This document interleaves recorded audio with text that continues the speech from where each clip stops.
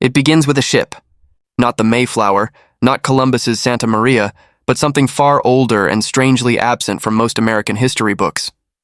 In the year 1533, long before Jamestown or Plymouth Rock, a small Spanish vessel drifted silently into the Gulf of Mexico, half its crew dead, the others delirious with hunger. Among them was a man whose name you may never have heard, but whose story, if told in full, would change how you think of the foundations of America. His name was Alvar Núñez Cabeza de Vaca.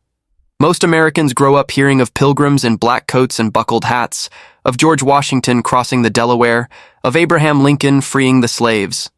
But what they rarely hear is that the very first Europeans who walked across the heart of North America did so barefoot, starving, and completely at the mercy of native tribes. Cabeza de Vaca was one of them. He and 3 other survivors of a wreck wandered for 8 years across what is now Texas, New Mexico, and Arizona, decades before the English colonies even existed. They weren't conquerors. They weren't armed armies. They were broken men, healed and kept alive by Native Americans, learning languages, performing crude surgeries, even becoming spiritual healers among the tribes. Here's the thing. When Americans think of their own beginnings, they imagine the story starting in New England. But the hidden roots stretch back further, into places that seem like footnotes, into the deserts, swamps, and plains of the unexplored continent. And what is astonishing is how close history came to taking a completely different path. Imagine this. If Hernando de Soto had found gold in Florida, if Cabeza de Vaca had returned to Spain with an army instead of stories of compassion, if the Vikings who landed in Newfoundland centuries earlier had chosen to stay, America might look nothing like it does today. No English language dominance. No pilgrims. Perhaps Spanish or even Norse would have shaped the nation's soul. That's where this story begins. With forgotten voyages, with chance encounters, with accidents of fate that changed everything. Because history is not neat. It is messy, bloody, filled with moments that could have swung another way. And to understand how the United States came to be, you have to dig into the unbelievable stories that sound almost fictional, yet are backed by the records of explorers, colonists, native witnesses, and buried documents in European archives. Let's step back for a moment, though. Before Spain, before England, before France, there were the civilizations already here, civilizations so vast and organized that Europeans were stunned when they saw them. The Mississippian mound builders, for example, centered at Cahokia near modern-day St. Louis, created a city that once held more people than London in the year 1200. Imagine that. In the middle of what most people picture as endless wilderness, a thriving city with plazas, temples, and massive earthworks towered over the Mississippi Valley.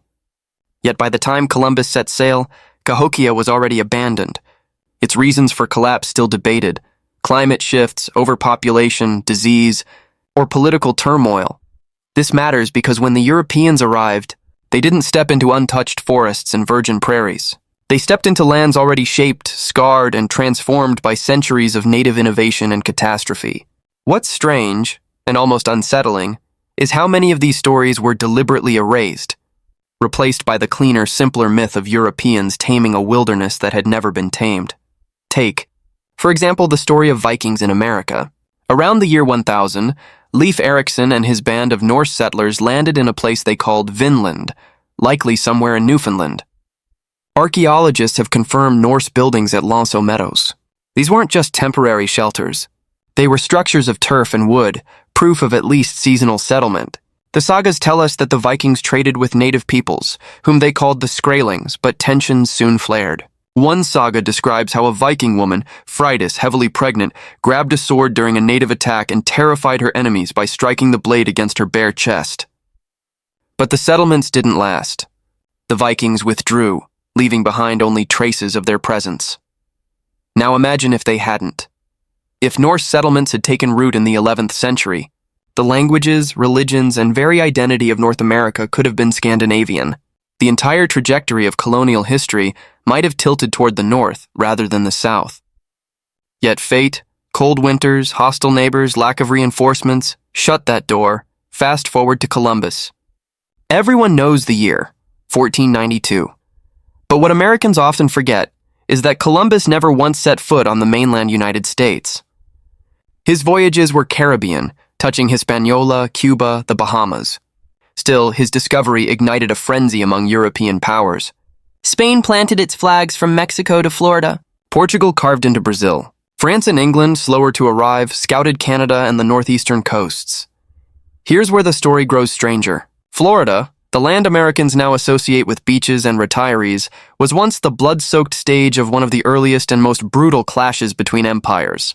In 1565, the Spanish founded St. Augustine, which still stands today as the oldest European settled city in the continental U.S.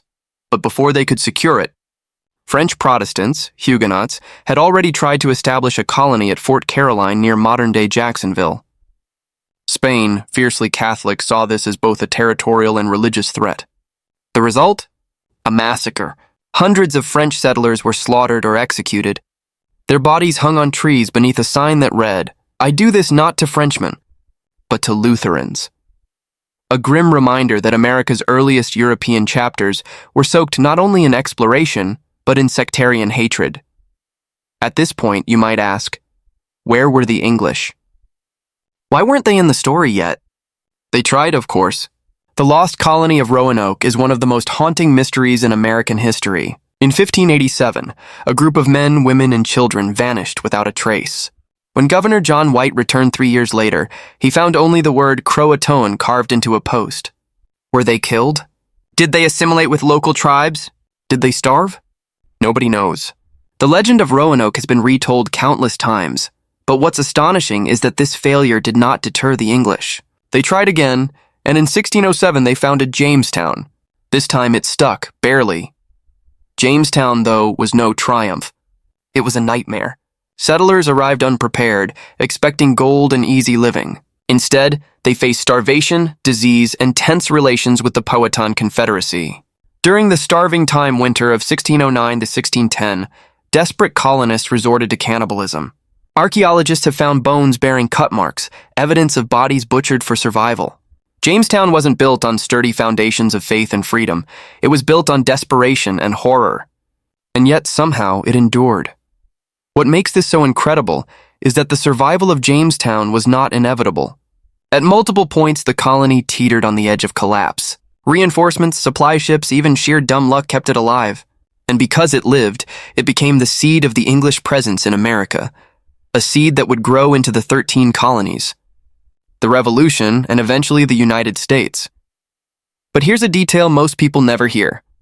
In 1619, just 12 years after Jamestown's founding, the first enslaved Africans were brought to Virginia. The birth of English America and the birth of American slavery happened almost simultaneously. From the very start, freedom and bondage, democracy and exploitation were tangled together in the American story. The paradox runs deep. On one hand, English settlers spoke of liberty, opportunity, and a fresh start in a new land. On the other, they exiled native peoples from their homelands and chained Africans into lifelong servitude. The soil of America was rich not only with promise, but with contradiction. And this contradiction was not hidden. It was visible to anyone who looked closely. When the Pilgrims landed at Plymouth in 1620, they carried with them a vision of religious freedom.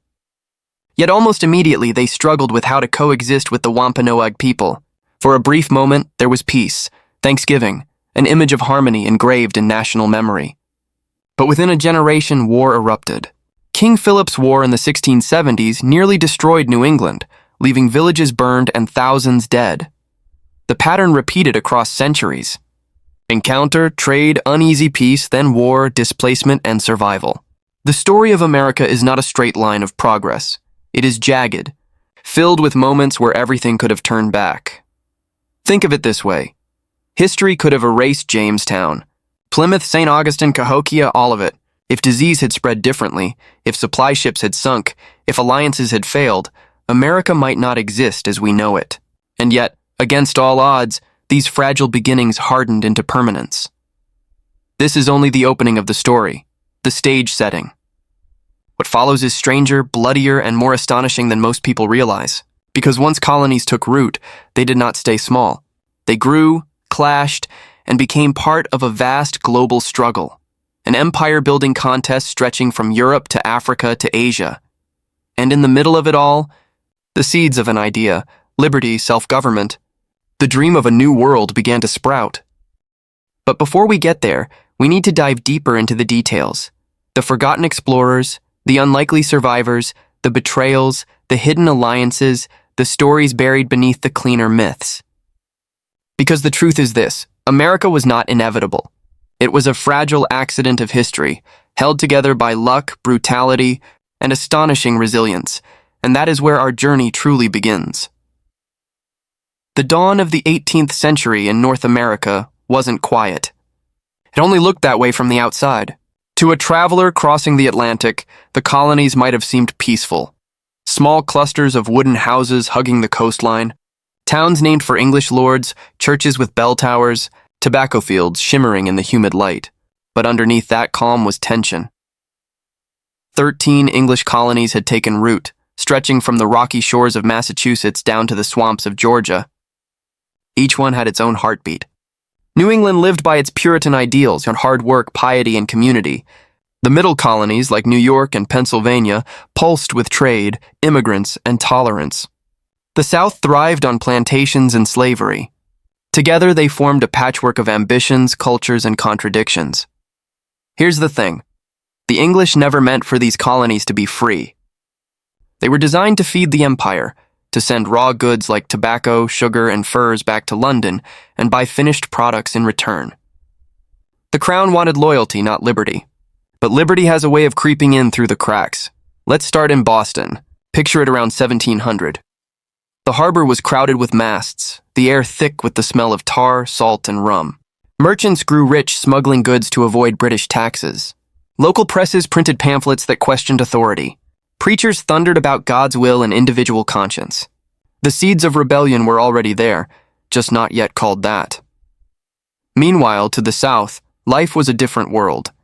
In Virginia, vast plantations stretched across the tidewater. Enslaved Africans toiled under the sun, cutting tobacco leaves that would cross the ocean to fill English pipes. Slavery wasn't just an institution. It was the backbone of the Southern economy. By 1750, almost half of Virginia's population was enslaved. Think about that, half. And this was a society that would one day declare that all men are created equal. The contradiction was already burning beneath the surface.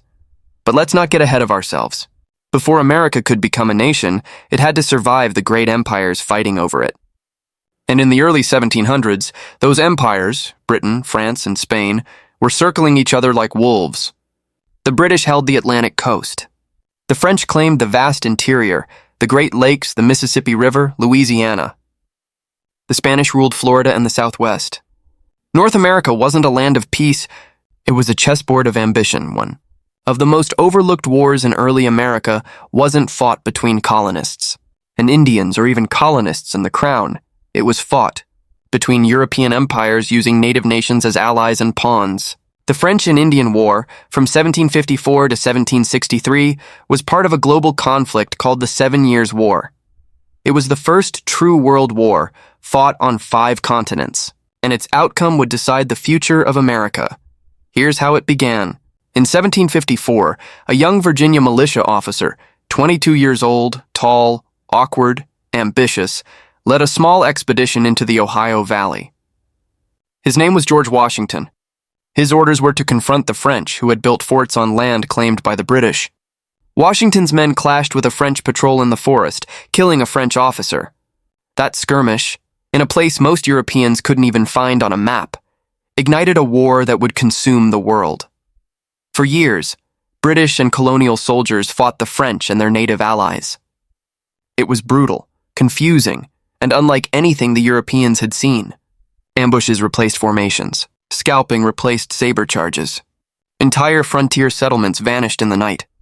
Yet in the end, Britain won. The 1763 Treaty of Paris handed them Canada and most of the continent east of the Mississippi. The French Empire in North America was dead, but victory came with a price, a massive debt. And to pay for it, Britain turned to its colonies. Taxes, tariffs, restrictions, the Stamp Act, the Sugar Act, the Townshend duties, every act was a spark, and together they built a fire. Colonists who once toasted the king now muttered about tyranny. Boston became the nerve center of resistance. The Sons of Liberty formed, men like Samuel Adams and Paul Revere, ordinary tradesmen who turned defiance into a cause.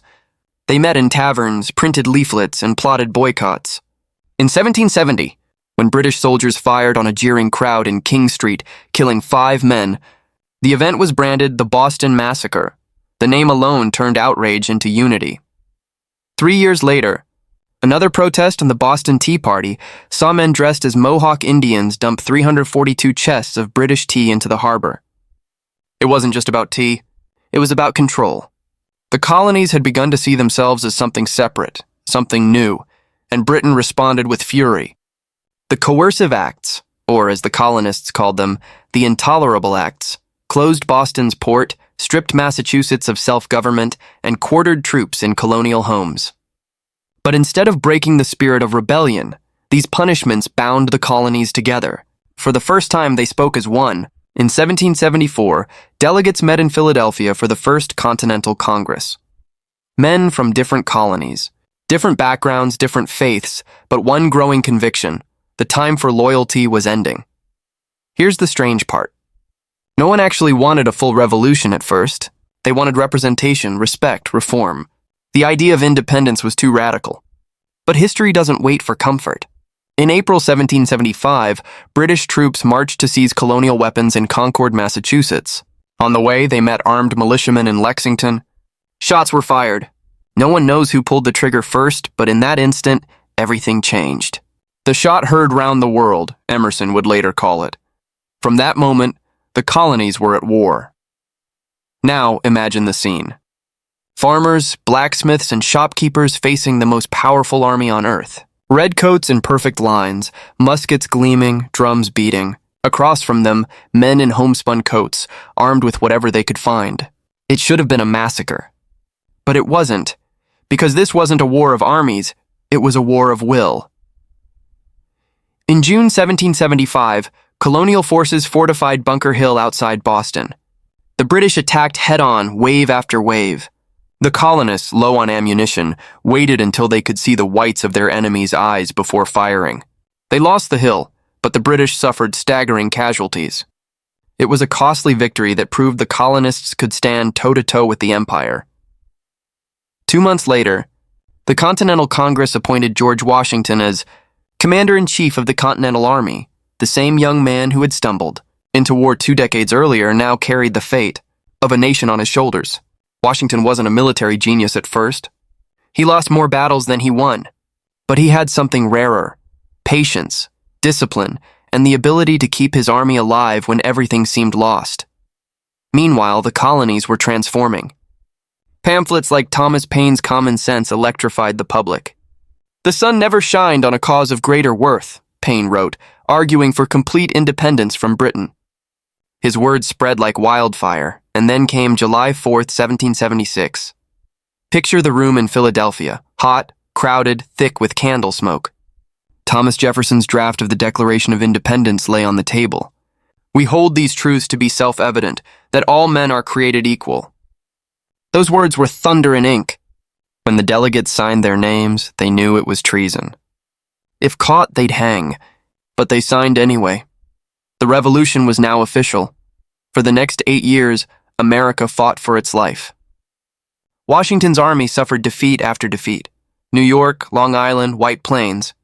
The soldiers starved at Valley Forge, wrapped their feet in rags, marched through snow, leaving bloody footprints.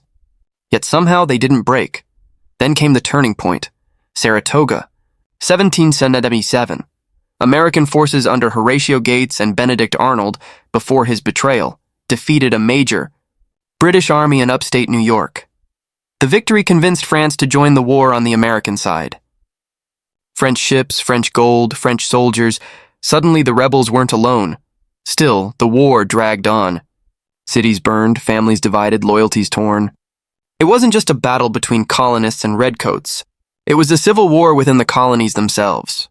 Neighbors spied on neighbors. Tar and feathers became weapons of intimidation. Freedom was messy, brutal, uncertain, and yet the tide turned. In 1781 at Yorktown, Washington's army, with French help, trapped British General Cornwallis. Surrounded and outnumbered, Cornwallis surrendered. The band played "The World Turned Upside Down," and in a sense it had. 2 years later, the Treaty of Paris recognized the United States of America as an independent nation. 13 scattered colonies had become a country. But here's the twist. Independence was not the end. It was the beginning of another struggle, to define what that independence meant. The new nation was fragile, almost experimental. Its first government under the Articles of Confederation was weak, unable to tax, regulate trade, or pay its soldiers. Rebellions broke out. The same farmers who had fought for liberty now threatened to tear the new republic apart. In 1787, the leaders met again in Philadelphia, the same city where they had declared independence, to create something entirely new, the United States Constitution. The debates were fierce. Federal power versus state rights, liberty versus order. Slavery, on that unspoken wound, hovered over every word. In the end, compromise shaped the document. When George Washington took the oath as the first president in 1789, the United States was little more than an idea, fragile, uncertain, untested. The population was under 4 million. Most people lived within 100 miles of the Atlantic, and the frontier was still a wild unknown. But ideas have power. The idea of a republic and of a nation ruled not by kings but by its people began to spread. And that idea, born in wooden meeting halls and defended in muddy battlefields, would soon echo far beyond its borders.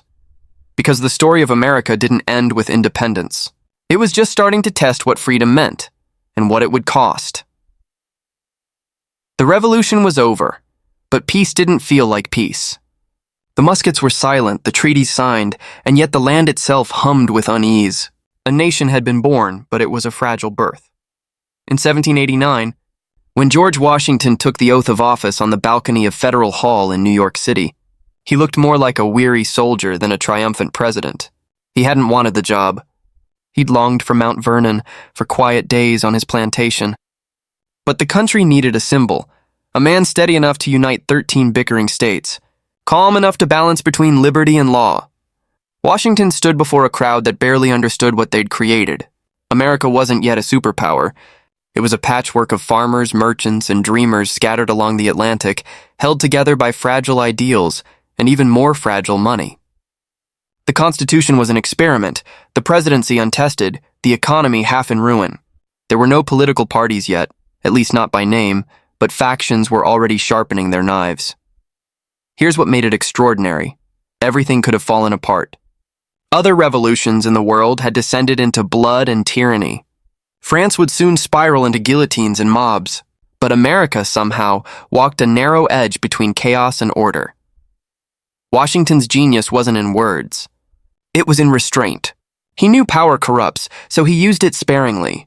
When angry farmers rebelled against whiskey taxes in 1794, the Whiskey Rebellion, he didn't crush them with an iron fist or ignore them out of fear. He rode at the head of his troops, calm and deliberate, showing that the new government could enforce its laws but would not become a tyrant. But even Washington couldn't keep the storm from brewing. In his own cabinet, 2 men, Thomas Jefferson and Alexander Hamilton, were locked in a philosophical duel that would shape the entire nation. Hamilton, the brilliant, fiery immigrant from the Caribbean, believed in a strong central government, national banks, and industry. Jefferson, the elegant Virginian, envisioned a nation of farmers, decentralized power, and suspicion of cities and finance. Their feud wasn't just personal, it was existential. What kind of country was America going to be? A federal powerhouse or a loose confederation of states? That argument has never really ended. Washington, sensing the danger, tried to stay above it all. He warned in his farewell address against the spirit of party. But once he stepped down, voluntarily after 2 terms, setting a precedent that would last until Franklin Roosevelt, the factions hardened into full-blown political parties, Federalists and Democratic Republicans, John Adams. Washington's vice president became the second president in 1797, inheriting a divided country and a dangerous world. France and Britain were at war again, and both sides bullied American ships. Adams tried to keep the peace, but tensions exploded in the scandal known as the XYZ affair, French agents demanding bribes from American diplomats. The country fumed, and millions for defense, but not 1 cent for tribute, became the rallying cry. War fever surged, but Adams resisted the call for blood. It cost him politically. He lost the next election to his old rival Jefferson, but by choosing peace, He may have saved the fragile republic from an early death. Jefferson's presidency marked a turning point. He called it a revolution of 1800, though no guns were fired. Power changed hands peacefully, something rare in the world at that time. And Jefferson had a vision, an empire of liberty, stretching westward across the continent. Here's where fate intervened. In 1803, Napoleon Bonaparte, desperate for cash to fuel his European wars, offered to sell France's vast Louisiana territory to the United States. The price? $15 million, less than 3 cents an acre. Overnight, the size of America doubled. The Louisiana Purchase opened a door no one could close. Jefferson sent explorers, Meriwether Lewis and William Clark, to map the new land, to find a route to the Pacific, to see what lay beyond the frontier. Their journey became legend. They met dozens of native nations, faced grizzly bears, scaled the Rockies, and crossed rivers that had never seen a white man's oar. Along the way, they were guided by a young Shoshone woman, Sacagawea, who carried her infant son on her back and translated between worlds. But expansion had a cost. Every mile westward meant pushing someone else out. Native nations had lived on that land for centuries. The idea of manifest destiny, that America was destined by God to expand from ocean to ocean, wasn't coined until later, but the belief was already there. The frontier became both a dream and a wound. Jefferson's successor, James Madison, faced a reckoning. Britain, still at war with Napoleon, began seizing American sailors and forcing them into service. The young republic, insulted and defiant, declared war in 1812. It was a disastrous decision at first. The British burned Washington, D.C. in 1814, set fire to the Capitol and the White House, their flames lighting the night sky. President Madison's wife, Dolly, fled with the famous portrait of George Washington tucked under her arm. Yet the war ended in unexpected triumph. In New Orleans, a rough, stubborn general named Andrew Jackson led a motley army, frontiersmen, free black soldiers, pirates, and farmers, against a massive British force. The Americans crushed them.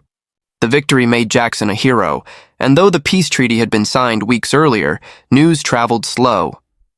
The legend of Jackson's stand became part of the mythos of American grit, outnumbered, outgunned, but unbroken. When the smoke cleared, something strange had happened. The United States, still small and fragile, had survived 2 wars against the greatest empire on Earth. Its people began to believe that survival wasn't luck, it was destiny. The years that followed came to be called the era of good feelings. But that was a lie. Beneath the surface, old divisions festered. The North and South were moving in different directions. The North industrialized. Mills, canals, and cities rose along the rivers. The South clung to its plantations, its slave labor, its way of life. Then came 1820, the Missouri Compromise. Congress drew a line across the map. Slavery would be allowed below it, banned above it. It seemed like a solution, but it was only a truce. The line might as well have been a fuse. Meanwhile, Jackson, Old Hickory, rode his popularity all the way to the presidency. To his supporters, he was the people's champion, a self-made man who'd risen from nothing. To his critics, he was a tyrant. Under Jackson, democracy expanded, but so did injustice. His policies toward Native Americans led to one of the darkest chapters in American history, the Trail of Tears. In 1830, the Indian Removal Act forced tribes like the Cherokee, Creek, and Seminole to leave their ancestral lands in the southeast and march west to what is now Oklahoma. Thousands died along the way. The irony was unbearable. While America spoke of liberty and opportunity, it drove entire nations from their homes. And yet, Jackson's America thrived in other ways. Industry boomed. Railroads stretched across the landscape. Immigrants poured in, chasing opportunity. The frontier kept pushing west, Texas, California, Oregon. Each step expanded the dream and deepened the tension. Here's where history turned surreal. The United States, barely half a century old, already saw itself as destined for greatness. But destiny, it seemed, was always shadowed by division. By the 1840s, expansion became obsession. Manifest destiny entered the national vocabulary, the belief that Americans were chosen to spread democracy and civilization across the continent. It sounded noble, but beneath it lay greed, conquest, and the hunger for land. The Mexican-American War from 1846 to 1848 made that hunger real.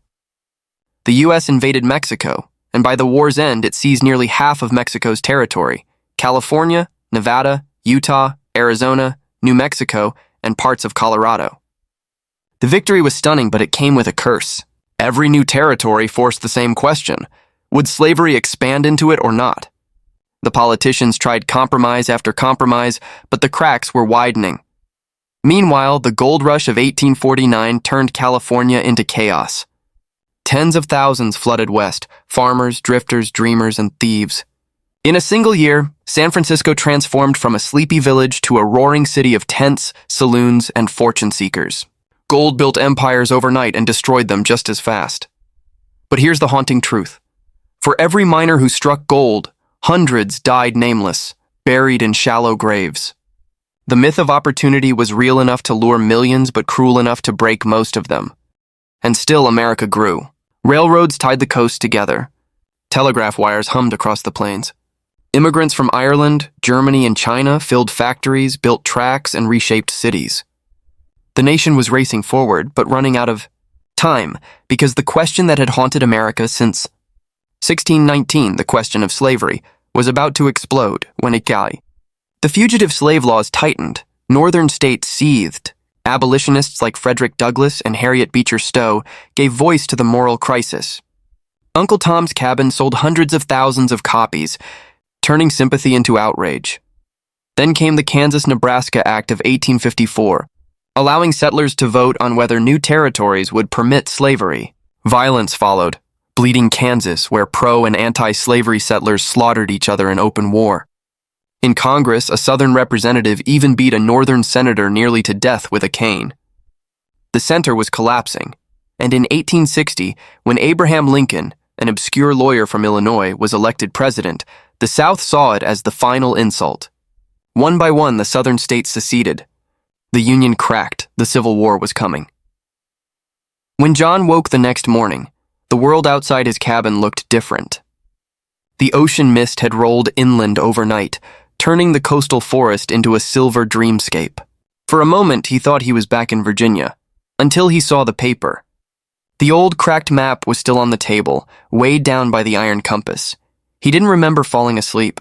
He didn't remember sitting down. But the map looked changed. The ink, which had been faded and brown, now shimmered faintly under the morning light. Lines that were once invisible had surfaced overnight, new routes drawn in a script he couldn't recognize. He leaned closer. Along the coast, just south of an area marked Roanoke, there was a faint drawing of a strange circular structure labeled only the Circle of Glass. His pulse quickened. He grabbed his notes and compared the handwriting on the new marks to the rest of the map. Different. It wasn't the same hand. Someone, or something, had updated it. The moment felt heavy, unreal. He looked around the cabin as if expecting to find someone watching, but there was no one. Only the slow creak of the boards and the distant cry of seagulls. He traced the new markings with his finger, and as he did, a faint metallic hum rose from the compass. The needle spun violently, then stopped, pointing southwest. Directly toward the coast, something was pulling him. By noon, John was rowing through the fog, following the compass needle that refused to rest. The water around him grew calmer the closer he came to the shore. But the coastline didn't look natural. The sand was darker, smoother, almost like glass. And then he saw it. Half buried in the dunes stood a ring of black glass panels, forming a perfect circle about 30 feet wide. They looked melted like volcanic rock, but arranged too deliberately to be natural. Seaweed clung to them, and when he stepped closer, the air grew cold enough to sting his lungs. He took out his notebook and began sketching. His pencil snapped mid-line. The ground beneath him vibrated just slightly, like something deep below was turning in its sleep. John backed away, his breath fogging. That's when he heard it, a sound that didn't belong to the 17th century. A faint mechanical whine, rising and falling in rhythm. He turned toward the water and saw the reflection of the ring, except, in the reflection, the sky was not gray but burning orange, and shapes moved across it, shapes that looked like massive floating ships. He blinked. The reflection vanished. The sea was calm again. When he returned to the settlement, John brought the map to the governor. The old man's face drained of color as he studied it. "Where did you get this?" he asked quietly. It was in the archives, John said. It changed overnight. The governor didn't speak for a long time. Finally, he said, "This symbol, the circle of glass, it's not from any map maker. It was a mark used by a secret expedition long before we arrived, 1584, Raleigh's first men. They reported finding something that shouldn't have existed. Then they vanished. We've kept it out of record since." John stared at him. "What did they find?"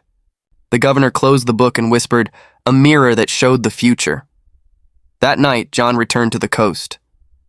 He had to see it again, to prove to himself that what he saw wasn't madness. When he reached the dunes, the tide was low. The black circle stood exposed, glowing faintly from within. He stepped closer and saw that the center of the ring was not glass, it was water, but perfectly still, like a mirror. He knelt beside it and looked in. At first, he saw only his reflection. Then slowly the image changed. The beach around him disappeared. The horizon turned bright, blinding. He saw steel towers rising from the earth, glowing symbols in the sky, and in the distance, a flag. Stars and stripes, the United States, but then fire. A city crumbling under waves of heat, people running, faces distorted in panic, and over it all, a black disk descending from the clouds, surrounded by arcs of blue lightning. He stumbled back, gasping. The image shattered. The ring dimmed. He ran. By the next morning, the circle was gone. The tide had risen, covering everything. But the map still glowed faintly on his table, and this time, the new words written in the margin made his blood run cold. "You have seen what is coming." The news spread fast. The settlers whispered about the prophet of glass, the man who saw the world to come. Church leaders called it heresy. But a few, the ones who had lost everything and were willing to believe in anything, followed John. They built small shrines near the coast, calling them looking circles. Decades later, when English ships returned to Roanoke, they found nothing of the settlers, only carved symbols in stone, spiraling patterns scorched into the earth, and fragments of black glass buried beneath the sand. Historians would call it folklore. But 2 centuries later, when the first American geologists excavated the same site in 1803, they found the same melted glass, fused into a perfect circle, magnetized beyond any known material. The coordinates matched exactly with what John had drawn, and in the Smithsonian archives, sealed in a lead-lined box, rests the original map, the one that still, somehow, continues to change every 50 years. Each time, new lines appear, drawn toward places that have not yet been built, and in the lower corner, the words remain unchanged, the circle of glass, for those who wish to see what is not yet. The story of John's discovery should have ended with his disappearance, but history has a way of folding in on itself, especially when truth refuses to stay buried. 200 years after the mystery of Roanoke, on a stormy spring night in 1803, a group of American surveyors arrived at the Carolina coast. They were charting the land for President Jefferson's expanding territories, ordinary men carrying maps, compasses, and lanterns. But among them was one who wasn't like the rest, a mathematician named Elias Greaves. Elias was no explorer. He was an archivist, a quiet man from Philadelphia who believed that every mystery had a rational core. He had read about Roanoke's vanishing colonists in childhood and dismissed it as legend. Yet when the expedition leader handed him a set of coastal charts copied from an English archive, one particular symbol caught his attention. A faint ring drawn in old ink, labeled only the circle of glass. He froze. He'd seen that mark before, deep in the restricted collection of the American Philosophical Society, on a map said to update itself. He'd thought it was a trick of humidity and time. Now here it was again, exactly where the old stories said it would be. That night, as lightning tore across the Atlantic, Elias followed his compass toward the dunes. The storm thrashed against him, but his lantern held. When he reached the old shoreline, his boots struck something hard beneath the sand. Not stone, not metal. Glass. He dug with his hands until the ring emerged, its edges gleaming with the same otherworldly sheen described in colonial reports. But it wasn't inert. The center pulsed faintly like a heartbeat. He touched it, and the world around him vanished. He was standing in a vast, silent hall. The air shimmered. He could smell ozone, metal, and something sharp, almost electrical. The floor beneath him was translucent, showing streaks of light moving far below, like rivers of energy. Then, in the distance, he saw them. Figures, human in form, but wearing uniforms he'd never seen. The flag stitched onto their shoulders had 13 stars in a ring, but instead of blue, it was deep black. Their voices echoed through the chamber, distorted as though through water. He crept closer and listened. They spoke of the protocol, the resonance gateway, and the fracture of the Union. One of them slammed his fist on a table and shouted, "If they succeed in cutting the timeline, the Republic will never exist as we know it." The words hit him like a blow. The Republic? Timeline? He blinked and the world snapped back. He was kneeling in wet sand again, his lantern half buried, the waves whispering against the glass ring. But his heart was pounding, because what he'd seen, what he'd heard, wasn't a dream. It was too detailed, too alive. He stumbled back to camp, drenched and shaking. The next morning, he wrote everything down in his field journal. His companions laughed at him at first, until the compass needles in their kits began to spin wildly without cause. That was when they started to believe. Weeks later, in Washington, Elias was summoned to meet a quiet, pale man who introduced himself only as Mr. Alden. He said he worked for a special office under the Department of Science. He laid Elias's journal on the table. "You've seen something that isn't meant to exist," Alden said calmly. "We've been studying anomalies like this since before the Revolution." "The founders knew," Elias frowned. "The founders?" Alden leaned in. "Washington, Franklin, Jefferson, they weren't just statesmen. They were seekers. Men aware that history bends. They found evidence that parts of our world overlap with something older, or newer." He opened a small metal case. Inside was a piece of glass, smooth and circular, faintly glowing blue at the edges. "This came from the same location you visited," Alden said. "It's not of any known origin. It reacts to human presence, specifically to intention. That's why we call it temporal glass." Elias stared at it. "So the map? The glowing ink?" "Not ink," Alden said. "Encoded light. It changes when new events occur, or are prevented." That night, Elias couldn't sleep. The words "prevented events" gnawed at him. If the glass could reflect what might happen, then perhaps it wasn't a window to the future at all, but to possible futures. Over the next few years, he joined a small, secret group within the early republic known only as the Hidden Congress, men and women sworn to study the glass and its warnings. They found similar circles buried in Pennsylvania, Maine, and one beneath the Potomac River near Georgetown. Each time they tried to move one, disaster followed. Lightning strikes, unexplained fires, or sudden disappearances, so they built around them instead. The first Library of Congress, some said, was constructed partially over one of these sites, not for books, but for containment. But one record, a letter written in cipher by Benjamin Franklin himself, hinted at something even darker. "The mirror shows not what will be, but what must be stopped." In 1812, as war loomed with Britain, the glass flared again. Witnesses described a glowing ring beneath the Capitol itself, humming for hours before fading to black.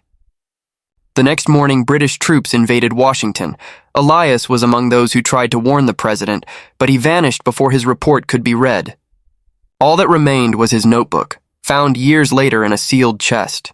The final entry read, "They are here again. Not from across the sea, but across the years. The Republic is not the first. It will not be the last. We are but a reflection of what once was and what will try again." 2 centuries later, in a climate-controlled vault in D.C., the same notebook sits beside the self-updating map, the one John White found in 1590. Every 50 years, the map changes. But this time, the newest markings didn't point to Roanoke or the East Coast. They pointed west, to a cluster of coordinates deep in Nevada, labeled in glowing blue letters that weren't there before.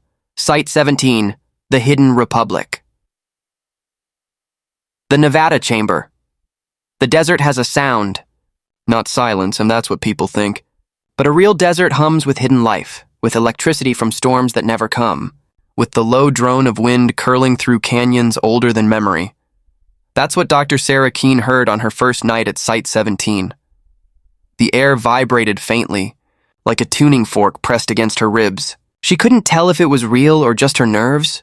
She wasn't supposed to be there. The official name for the facility was the Western Geological Preservation Zone. Nothing about that phrase was true.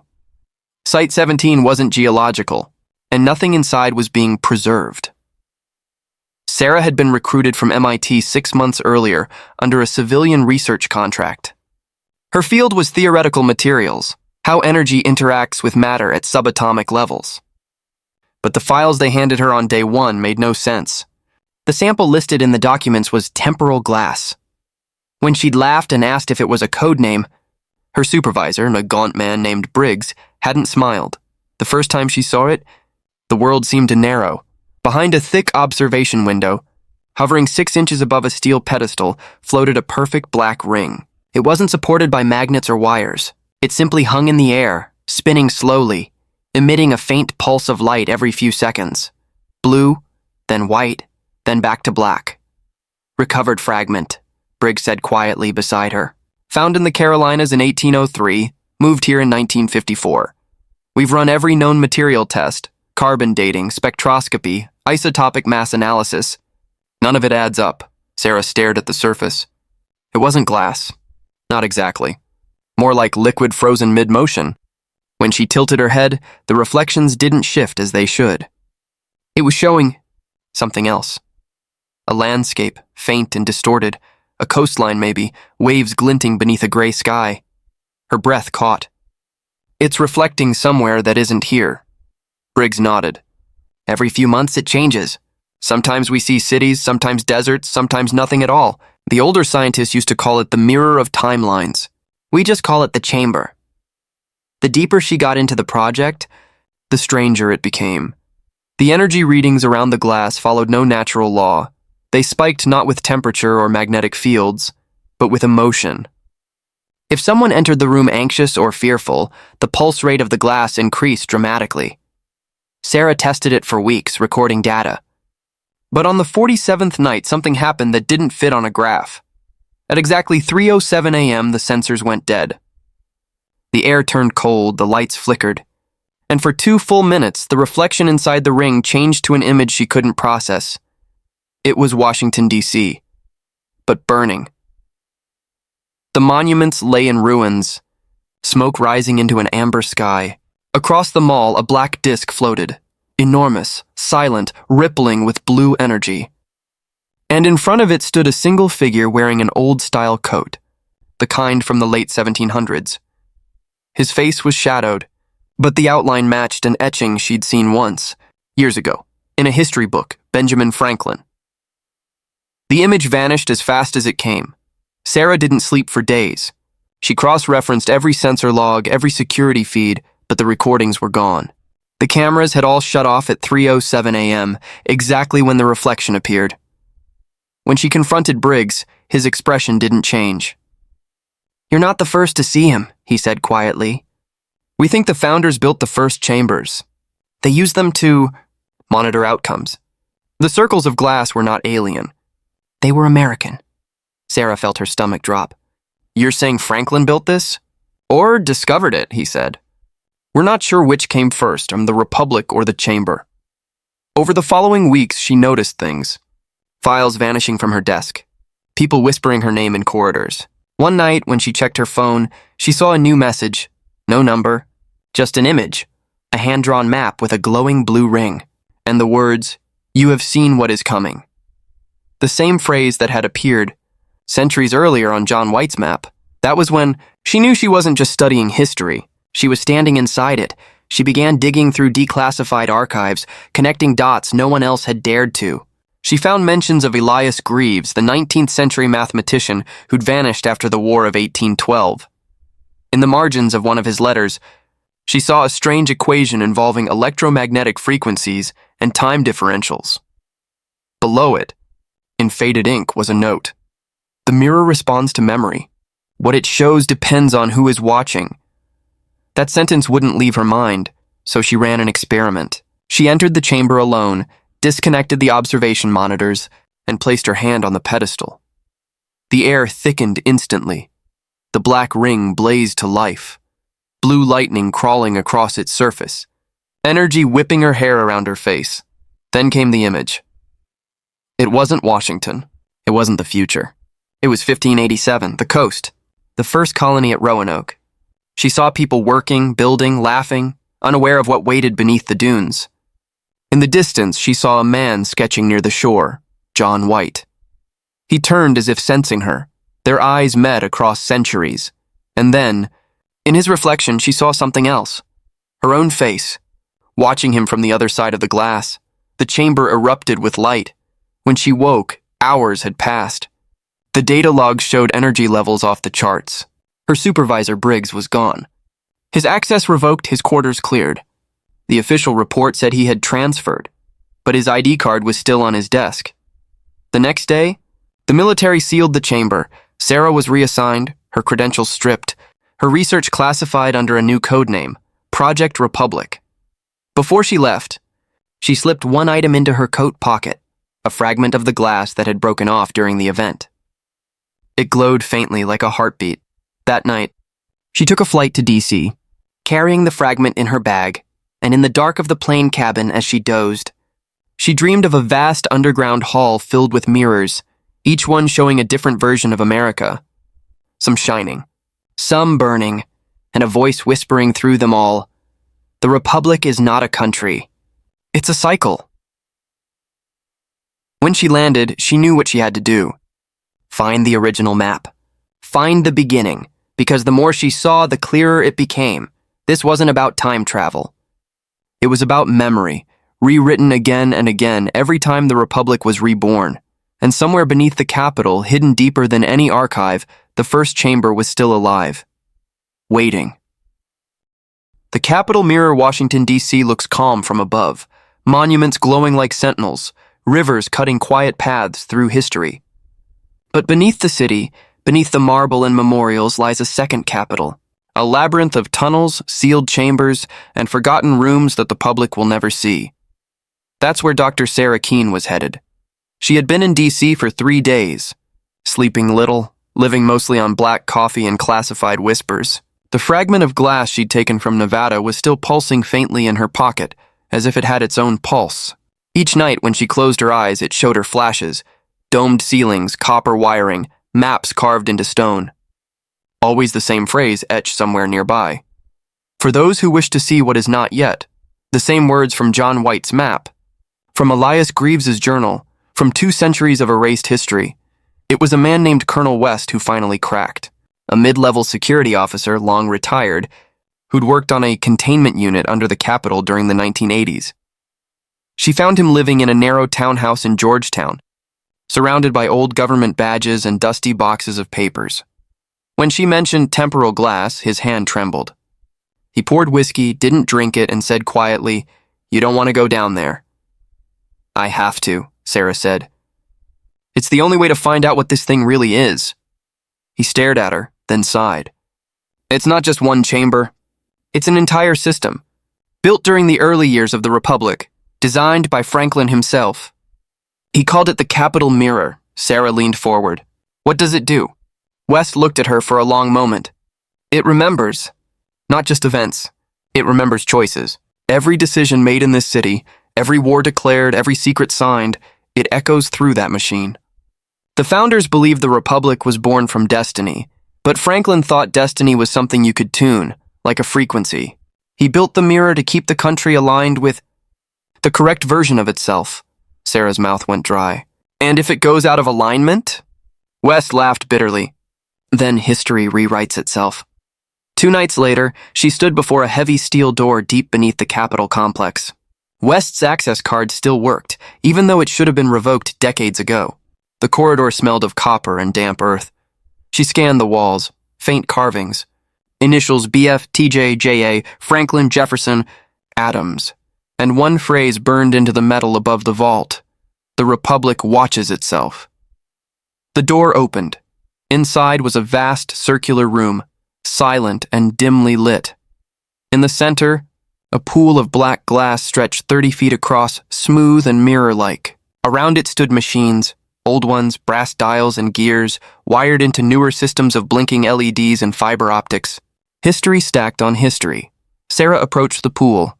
The fragment in her pocket pulsed harder, syncing with the faint hum rising from the mirror. The surface shimmered and changed. She saw Washington, but not the one outside. The sky was blood orange, monuments in ruins. Soldiers in unfamiliar armor marched through the streets. Above them hung a massive black ring in the clouds, the same shape she'd seen in Nevada's chamber. And then the image shifted again, this time to a parchment map. The Roanoke coast, the same markings from centuries earlier. Only now a new line glowed across it, leading west toward Nevada. Sarah whispered, "It's all connected." The glass flickered again, and this time she saw herself, standing in that room, staring into the mirror. Then her reflection smiled. But she didn't. The lights died. The hum deepened. Her reflection stepped out of sync, moving before she did. She backed away, but the voice that came from the mirror wasn't hers. "The Republic has fractured. You've opened the frequency." The reflection leaned closer, eyes glowing faint blue. "We tried to stop it." Franklin tried. Greaves tried. Even the first colony tried. But the cycle resets. Each version builds its chamber, sees its end, and starts again. The only way out is collapse. Sarah shook her head. That's impossible. Time is memory. And memory repeats what it refuses to forget. The glass pulsed violently. The machines around her sparked. The reflection raised a hand, and her pocket burned. She pulled out the fragment.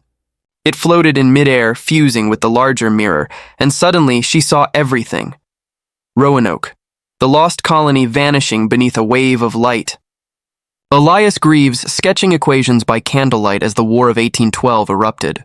Franklin standing in the first chamber beneath Philadelphia, whispering, "The Republic must endure, even if it must restart." And herself, watching it all, trapped inside the loop destined to find the mirror again. The chamber roared. The glass cracked down the middle. "You are the witness," the reflection said. "And the key."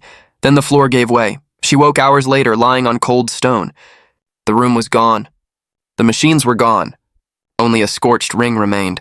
A perfect circle burned into the marble, pulsing faintly with light. From somewhere above, she heard alarms, footsteps, voices shouting orders.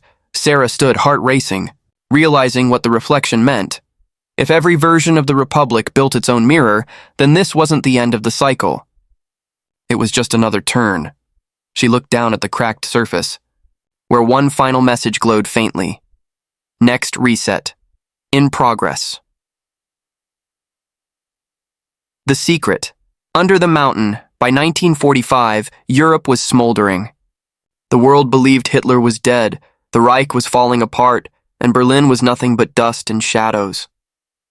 Yet in the chaos of surrender and smoke, there were whispers of a train that had vanished somewhere between Breslau and Waldenburg.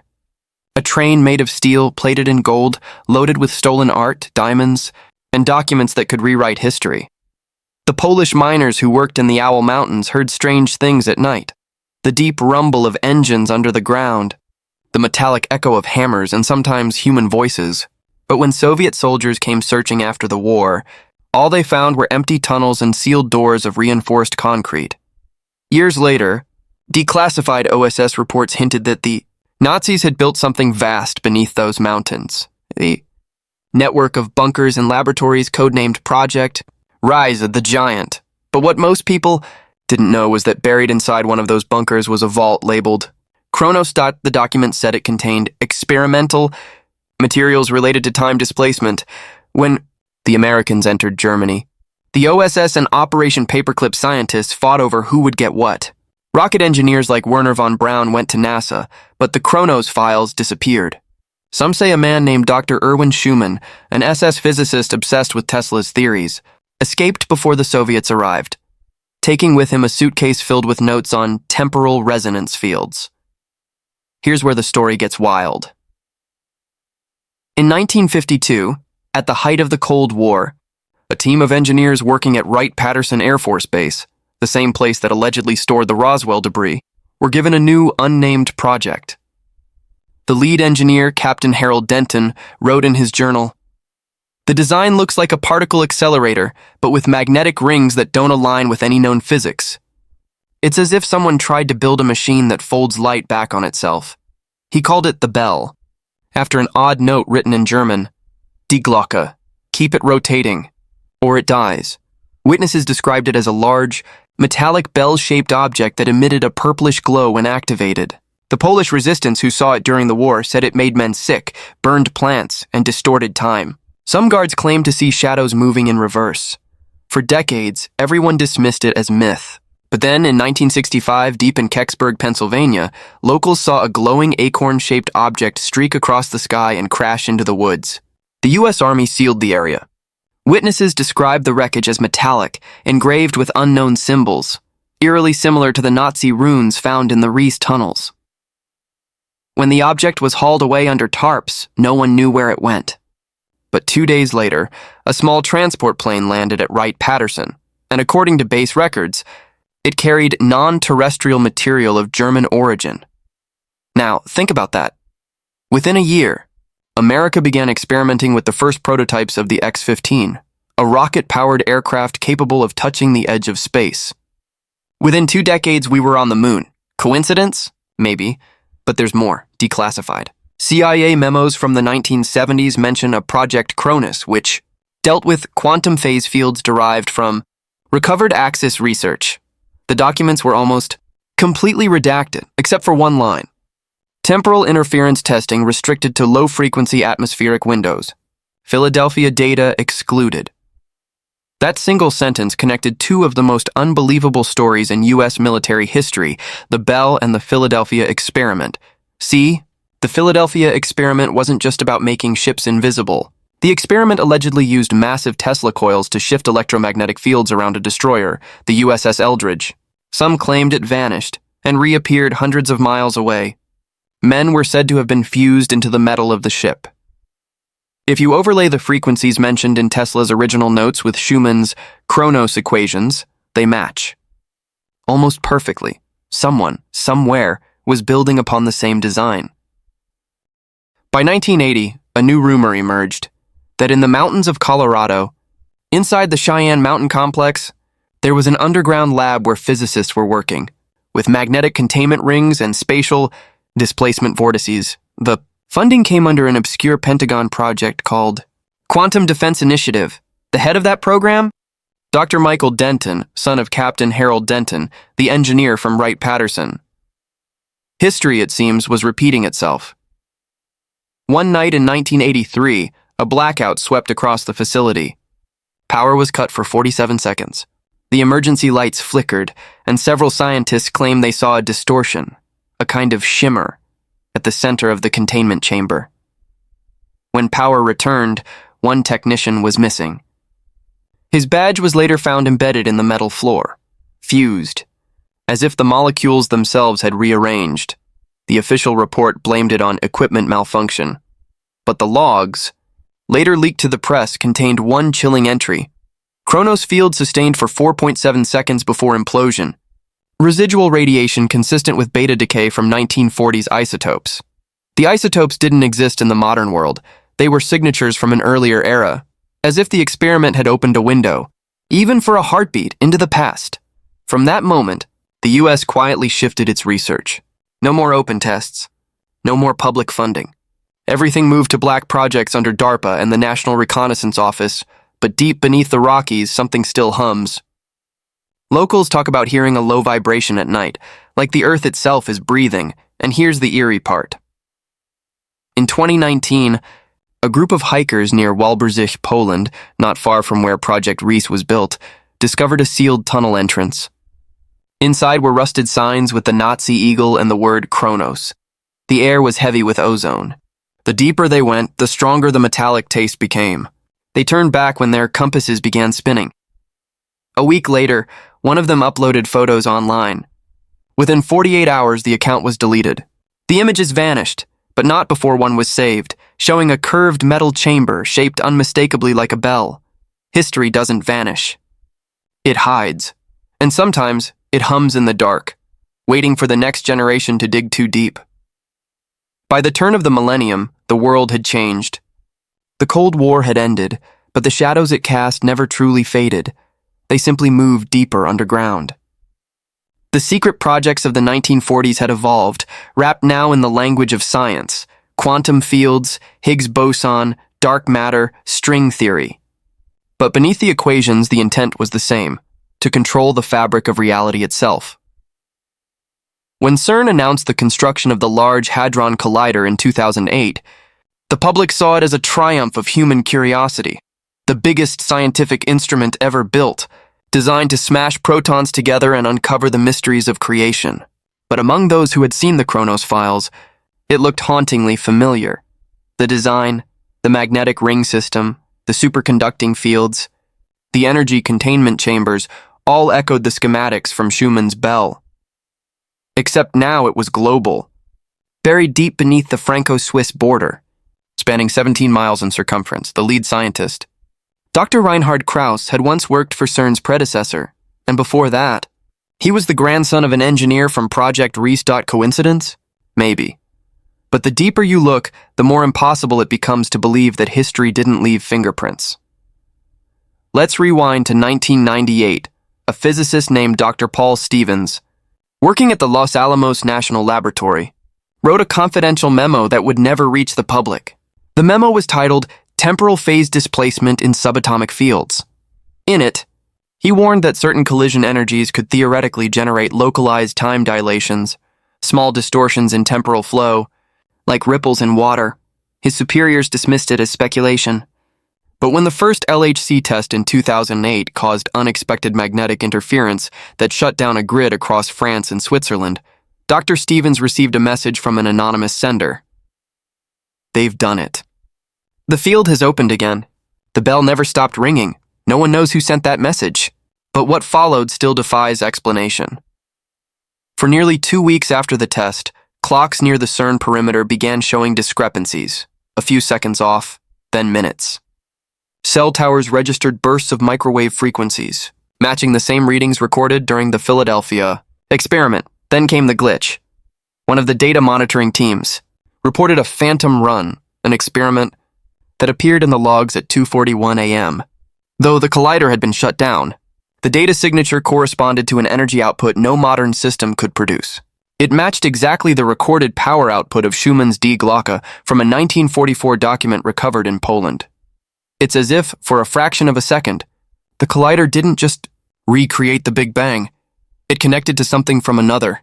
When CERN went public about the discovery of the Higgs boson in 2012, the so-called God particle, they never mentioned what else they had found.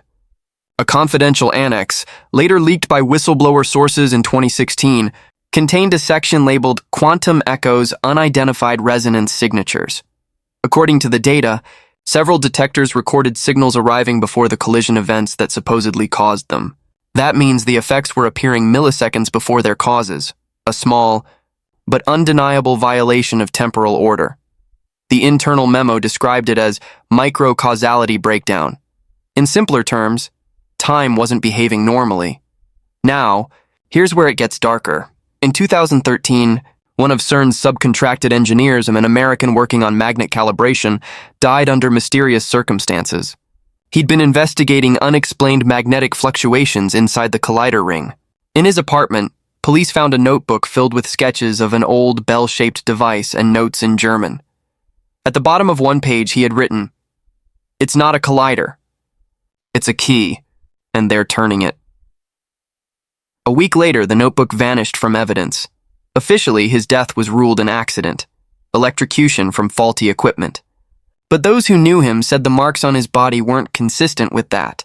They looked more like radiation burns. After that incident, CERN implemented stricter secrecy protocols. Security clearance for certain sectors was restricted to NATO personnel. And oddly enough, DARPA began funneling funds into a parallel program. Codenamed Project Gateway documents leaked through Anonymous in 2017 revealed that Gateway's focus wasn't weapons or AI, it was quantum field coherence and localized temporal folding. One report described using superconducting rings to stabilize temporal interference fields. That language didn't come from modern physics. It came straight from the Kronos files. Let that sink in. The Bell, Kronos, Philadelphia. Los Alamos, CERN. Every few decades, the same experiment resurfaces under a new name, wrapped in new technology. Each time it gets bigger, stronger, and closer to working. So what happens when it finally does? In 2019, just before the pandemic, a power surge at CERN caused a temporary system-wide crash. Security footage showed the lights dimming across the facility. And then, for precisely 0.03 seconds, one camera in the Atlas tunnel captured something impossible. A silhouette, human-shaped, standing where no person was supposed to be. The figure flickered, transparent, distorted like heat on asphalt, before vanishing. CERN never released that footage, but a technician who saw it later said the strangest part wasn't the figure itself, it was what he saw after slowing it down. The man was wearing a 1940s German officer's coat. They shut the system down for maintenance. But quietly that same year, new construction began, deep beneath the collider. They said it was an expansion. Insiders whispered another term, the lower ring. And if you look at the blueprints, the magnetic layout, the containment field geometry, it's no longer circular. It's conical, bell-shaped. It's said that when Schumann tested the bell in 1944, he told his assistant, "If it works, we will see the past and the future at once." Maybe he was right, because sometimes, late at night inside the control rooms at CERN, the cameras still catch flickers and brief, human-shaped distortions, walking just outside the visible light. And according to one anonymous researcher, their equipment occasionally picks up radio chatter, whispers in old German dialect, repeating the same phrase over and over again, Die Glocke lebt. The bell lives. The memory that shouldn't exist by 2020, whispers about CERN, DARPA, and time experiments had leaked out of obscure corners of the internet into mainstream culture. But instead of panic, the public turned it into memes and conspiracy threads. The phrase Mandela effect started trending. At first, it sounded like harmless internet trivia. Did you remember the Berenstain Bears spelled differently? Was the Monopoly man wearing a monocle or not? Was New Zealand's position on the map slightly off? But to people who'd read the Chronos files, it wasn't a joke. It was a signature. The name Mandela effect came from a South African blogger, Fiona Broom, who in 2009 swore she remembered Nelson Mandela dying in prison decades earlier. Even though he lived until 2013, millions of strangers claimed the same memory. On the surface, it was chalked up to false memories, confabulation, and social reinforcement. But deep in classified reports, a different explanation existed: localized temporal decoherence. When the bell was first tested in 1944, Polish villagers reported odd phenomena: clocks running backwards, birds flying in slow motion, and memories shifting. Some described knowing things that hadn't yet happened. After one test, a woman claimed to have spoken with her husband, even though he had been killed months earlier on the Eastern Front. Schumann noted these effects in his diary. The field is unstable. It leaks. Time is porous. If CERN's experiments were creating microscopic time distortions, even for fractions of a second, it might be enough to cause tiny fractures in collective memory. Small things at first, logos, map outlines, movie quotes, but what if larger memories had shifted too?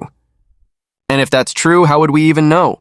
In 2021, a DARPA document labeled Gateway Briefing Eyes Only was leaked to a foreign journalist. Most of it was blacked out, but one paragraph stood out. The persistence of memory event clusters, MECs, in populations near experimental sites is consistent with phase field hypothesis. Temporal decoherence appears non-local. Recommend immediate moratorium on full power. Tests until cognitive baselines. Established. The journalist who received the file went missing 2 weeks. Later, here's where the story takes its sharpest turn. A retired Army signals officer named Daniel Vickers contacted a podcast in late 2022. He claimed he had worked at a non-standard communications facility in Utah, connected to Project Gateway. He described monitoring signal bleed, bursts of audio transmissions that didn't match any known source. Sometimes they were fragments of radio shows from the 1930s, sometimes news bulletins from dates that hadn't yet occurred. The most disturbing incident happened in August 2021. His team intercepted a transmission of a plane crash near Chicago, including tail numbers, flight path, and casualty counts. 2 days later, that exact flight crashed exactly as described. When asked how it was possible, Vickers said, "They're not opening a door to the future. They're skimming it, just enough to hear the echo before it arrives." He said the same was happening with the past. They weren't just looking back, sometimes. Things slipped through. Documents, objects, even people. Then he dropped a bombshell. During one test in 2019, a transient apparition appeared in their containment area, a man wearing a dark coat with silver piping.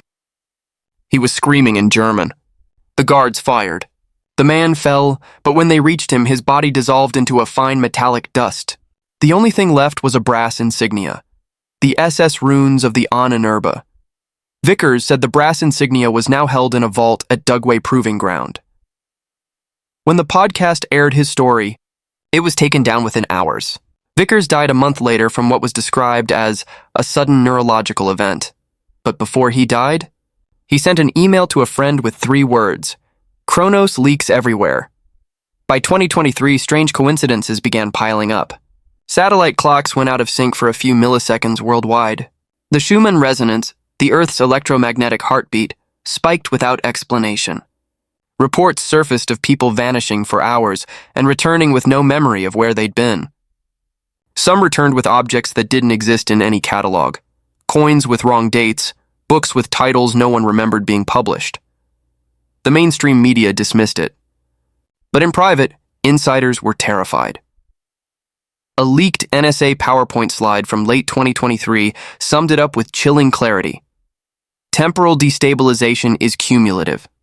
Each high-energy test increases the amplitude of decoherence. We may already be inside a phase shift event. Phase shift event. That's a clinical way of saying reality is drifting, and yet the experiments didn't stop. Construction continued at CERN on a new collider ring, 5 times more powerful, set to activate in 2027. DARPA's budget for quantum resilience programs quietly doubled, and in Cheyenne Mountain, Colorado, an older, deeper chamber, the one Captain Denton's son had overseen, was sealed off permanently. No one talks about why. Here's the strangest part. A researcher who defected from a private contractor in 2024 showed a photograph taken from inside the sealed chamber before it was closed. It showed a shimmering oval of light, like a heat mirage, and in the center, faint outlines of buildings. Old buildings. Horse-drawn carriages. A cobblestone street. At the bottom of the photo, a handwritten note read, "Not a particle collision." A window. If the note is real, the experiments aren't just about understanding time anymore. They're about opening something, and the people behind it may have already succeeded. Because in the last year, 3 independent witnesses, a CERN contractor, a Swiss journalist, and a DARPA engineer, have all reported the same dream. A bell, glowing purple, ringing in a cavern under the mountains, and a voice, whispering in German, "Die Glocke lebt." The bell lives. When the air trembles by mid-2024, the first real cracks started to show. Not online rumors, not fringe YouTube channels, physical, measurable events that even hardened skeptics couldn't shrug off. Pilots began reporting time storms over the North Atlantic, zones where clocks on board ran fast or slow by whole minutes, and compasses spun wildly before stabilizing. GPS satellites briefly dropped offline over Europe. Their atomic clocks desynchronized for the first time since the system launched, and then there were the blackouts. On August 17, 2024, a sudden electromagnetic surge knocked out power across parts of Geneva. It lasted only 43 seconds, but in that window, hundreds of security cameras around the city glitched. Playback showed the same impossible anomaly. For 3 frames, just 3, the streets were full of people dressed in old clothes, horse-drawn carts, gas lamps glowing where streetlights should be. Then everything snapped back. Swiss officials blamed a software error. But 2 days later, a CERN contractor leaked an internal incident report describing a field containment breach during a low-energy test of the new collider. The breach lasted exactly 43 seconds. Inside Cheyenne Mountain, Colorado, the older chamber sealed since 2019, sensors still recorded low-frequency vibrations. No one admitted to running tests there. Yet on September 3rd, NORAD scrambled jets after radar picked up a stationary return high above the Rockies. Pilots described a bell-shaped object flickering in and out of sight, before vanishing completely. Leaks multiplied. A French train conductor filed a police report after his entire train vanished for 7 minutes inside a tunnel near Lyon, only to reappear on the same track with all passengers unharmed but confused. Their phones and watches showed different times. Some passengers reported hearing metallic ringing and smelling ozone. A fisherman off the coast of Maine found a barnacled lifeboat adrift with no crew. Inside were canned goods and a logbook dated 1912. The ink was fresh, and in October 2024, a building appeared overnight in an empty lot outside of Boulder, Colorado, a 2-story stone structure with no doors, its architecture 19th century European. Before authorities could examine it, the building dissolved like mist at sunrise, leaving only a circle of scorched earth. By then, whispers of Kronos events reached Congress. The Defense Subcommittee on Advanced Technologies held a closed-door hearing. No one from CERN showed up, but DARPA's Project Gateway director did. The only note leaked from that meeting was a single line scribbled in the margin of a senator's briefing packet. Amplitude now self-sustaining. Cannot stop rotation. Rotation. The bell had always been about rotation, superconducting rings spinning plasma in opposite directions, creating a torsion field. Schumann's original notes warned that if the field achieved resonance with the Earth itself, it could drift. No one at the time understood what that meant. Now, it seemed, they were finding out. The public still saw only fragments. A viral clip of a train ghosting, a blurry photo of a bell-shaped craft, odd glitches in timestamps. But inside classified networks, analysts started plotting the incidents on a map. The pattern wasn't random. The events formed a lattice, a grid of resonance nodes stretching from Geneva to Cheyenne Mountain, crossing major power stations and underground accelerators. It looked like a net being woven around the planet. Then came flight ARX-117. On December 2, 2024, a commuter plane from Chicago to Denver vanished from radar over Nebraska. Search crews found nothing. 72 hours later, the plane landed at Denver International, low on fuel but otherwise intact. The passengers insisted they had only been in the air for an hour. Their watches agreed. Air traffic logs showed 3 days had passed. One passenger, a physicist from MIT, wrote a note before boarding, "If it happens again, we'll be inside the window." No one has seen him since. The Pentagon quietly labeled the incident Phase Drift Alpha. As 2025 began, a new term emerged among insiders: the tremor. They weren't talking about earthquakes. They meant the faint humming people heard before each event, the air itself trembling, as though a giant bell were ringing just out of human hearing. Sensors picked up infrasonic waves traveling through the crust, coinciding with these incidents. Schumann's resonance spiked each time. Birds flew in erratic spirals. Old analog clocks gained or lost minutes. And still, the experiments continued. In March 2025, CERN announced the activation of the lower ring, officially a neutrino detector, but in leaked diagrams unmistakably shaped like a bell. That same night, an amateur astronomer in Portugal photographed a strange aurora-like glow above the facility. In his notes, he wrote, "It looked like a curtain of violet light folding inward. For a moment, I thought I saw shapes, not human, but watching." He posted the photo online. 12 hours later, his account was gone. Now, in small labs, physics departments, and quiet government rooms, the same question circles like a hawk. What happens if the field goes global? Because the incidents are no longer isolated. Memory glitches, time storms, disappearing flights, phantom buildings. They're happening farther apart but more often, as if something is spinning up. And according to a private memo from Project Gateway dated June 2025, Kronos amplitude nearing critical threshold. Once threshold crossed, containment impossible. Recommend immediate cessation. Decision above our level. No one knows who above is, but somewhere deep under a mountain, a machine hums. The rotation continues. The bell lives, and the air trembles a little longer each night. The whisper of the forgotten dead winter in 1864 was unlike any other. The war had been raging for 3 bloody years. Towns lay in ashes, fields were soaked with blood, and the lines between right and wrong blurred with every passing month. Yet somewhere between Virginia and Pennsylvania, hidden deep in the ridges of the Blue Ridge Mountains, a story was unfolding that would never make it into official records. It was whispered only among a few soldiers and a handful of villagers who swore to secrecy until their dying day. Captain Jonathan Hale, now considered an unofficial agent of President Lincoln's secret bureau, had been sent on a mission to investigate rumors of a ghost regiment. Confederate scouts had reported entire Union patrols disappearing overnight. No signs of struggle, no footprints, just silence. At first, Lincoln's War Department dismissed it as Southern propaganda, until Union soldiers began reporting the same about Confederate detachments. Hale rode with a small unit of trusted men, a mix of former Pinkerton agents, Union sharpshooters, and a runaway slave named Elijah who had become his most invaluable tracker. Elijah, with his deep knowledge of the Appalachian terrain, guided them into valleys where mist clung to the trees like pale fingers. The locals avoided these places. They called it the Hollow of the Forgotten. As night fell, the men found an abandoned church. Its roof had caved in, but the altar still stood, etched with strange symbols none of them recognized. The walls were lined with crude carvings, circles, stars, and markings reminiscent of old European runes. Elijah whispered that he'd seen similar carvings in an old journal written by a runaway who had spoken of the spirits of the mountains. When the clock struck midnight, the wind died. Then came the sound, the low rhythmic thud of boots on frozen earth.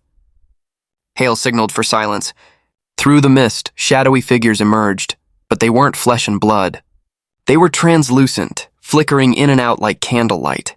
The men froze. These weren't soldiers of one side or the other.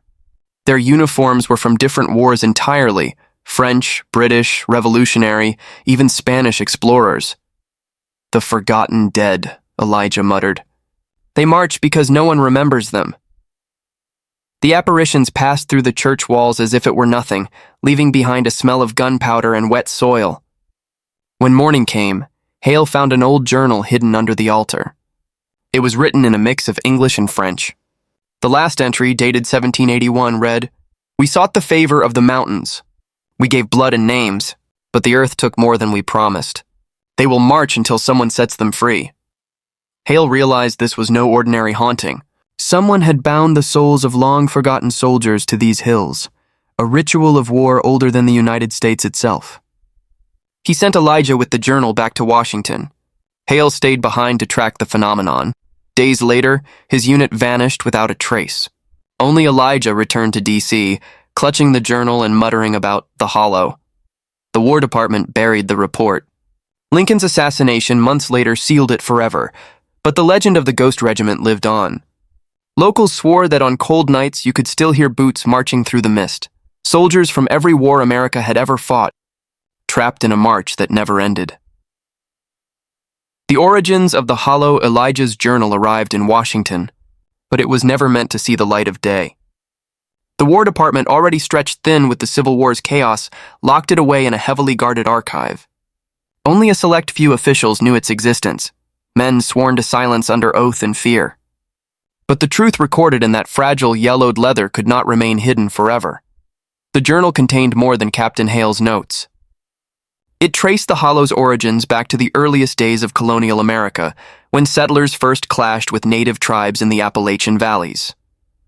The journal recounted a strange ritual performed by a group calling themselves the Custodians.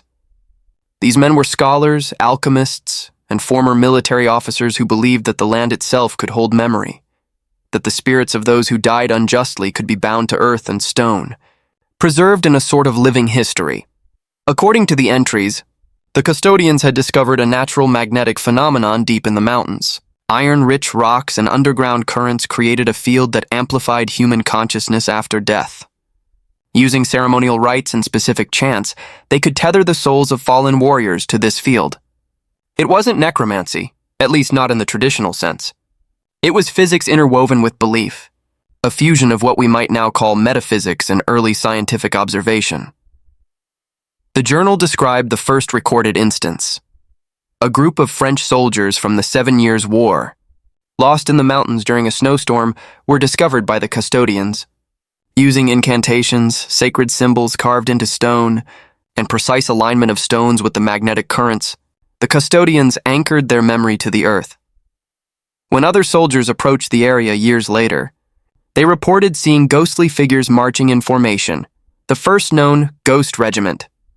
Over the next century, the ritual was repeated sporadically, often in times of war. Whenever large numbers of soldiers perished far from home, the journal noted with increasing alarm that each repetition seemed to strengthen the field.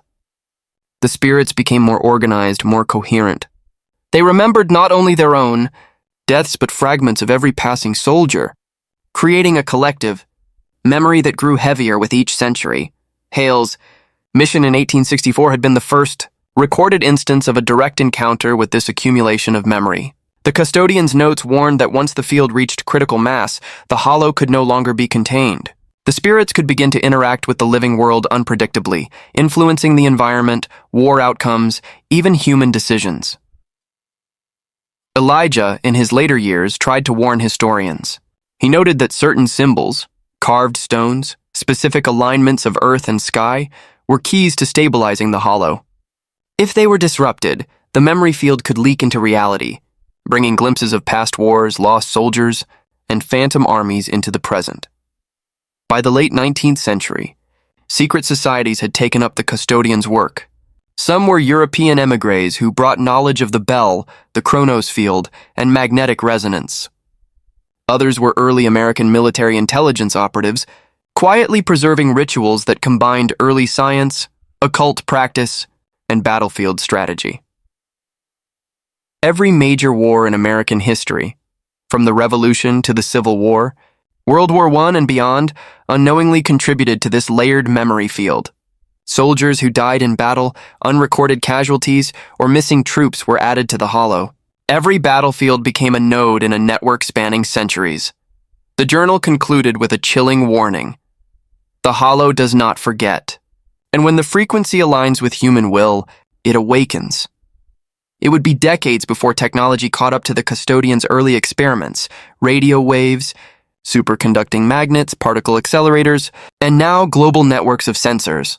But the principle remained the same. Memory, especially violent or significant memory, can be embedded into the fabric of reality itself. Elijah's journal had been the map, the warning, and the key.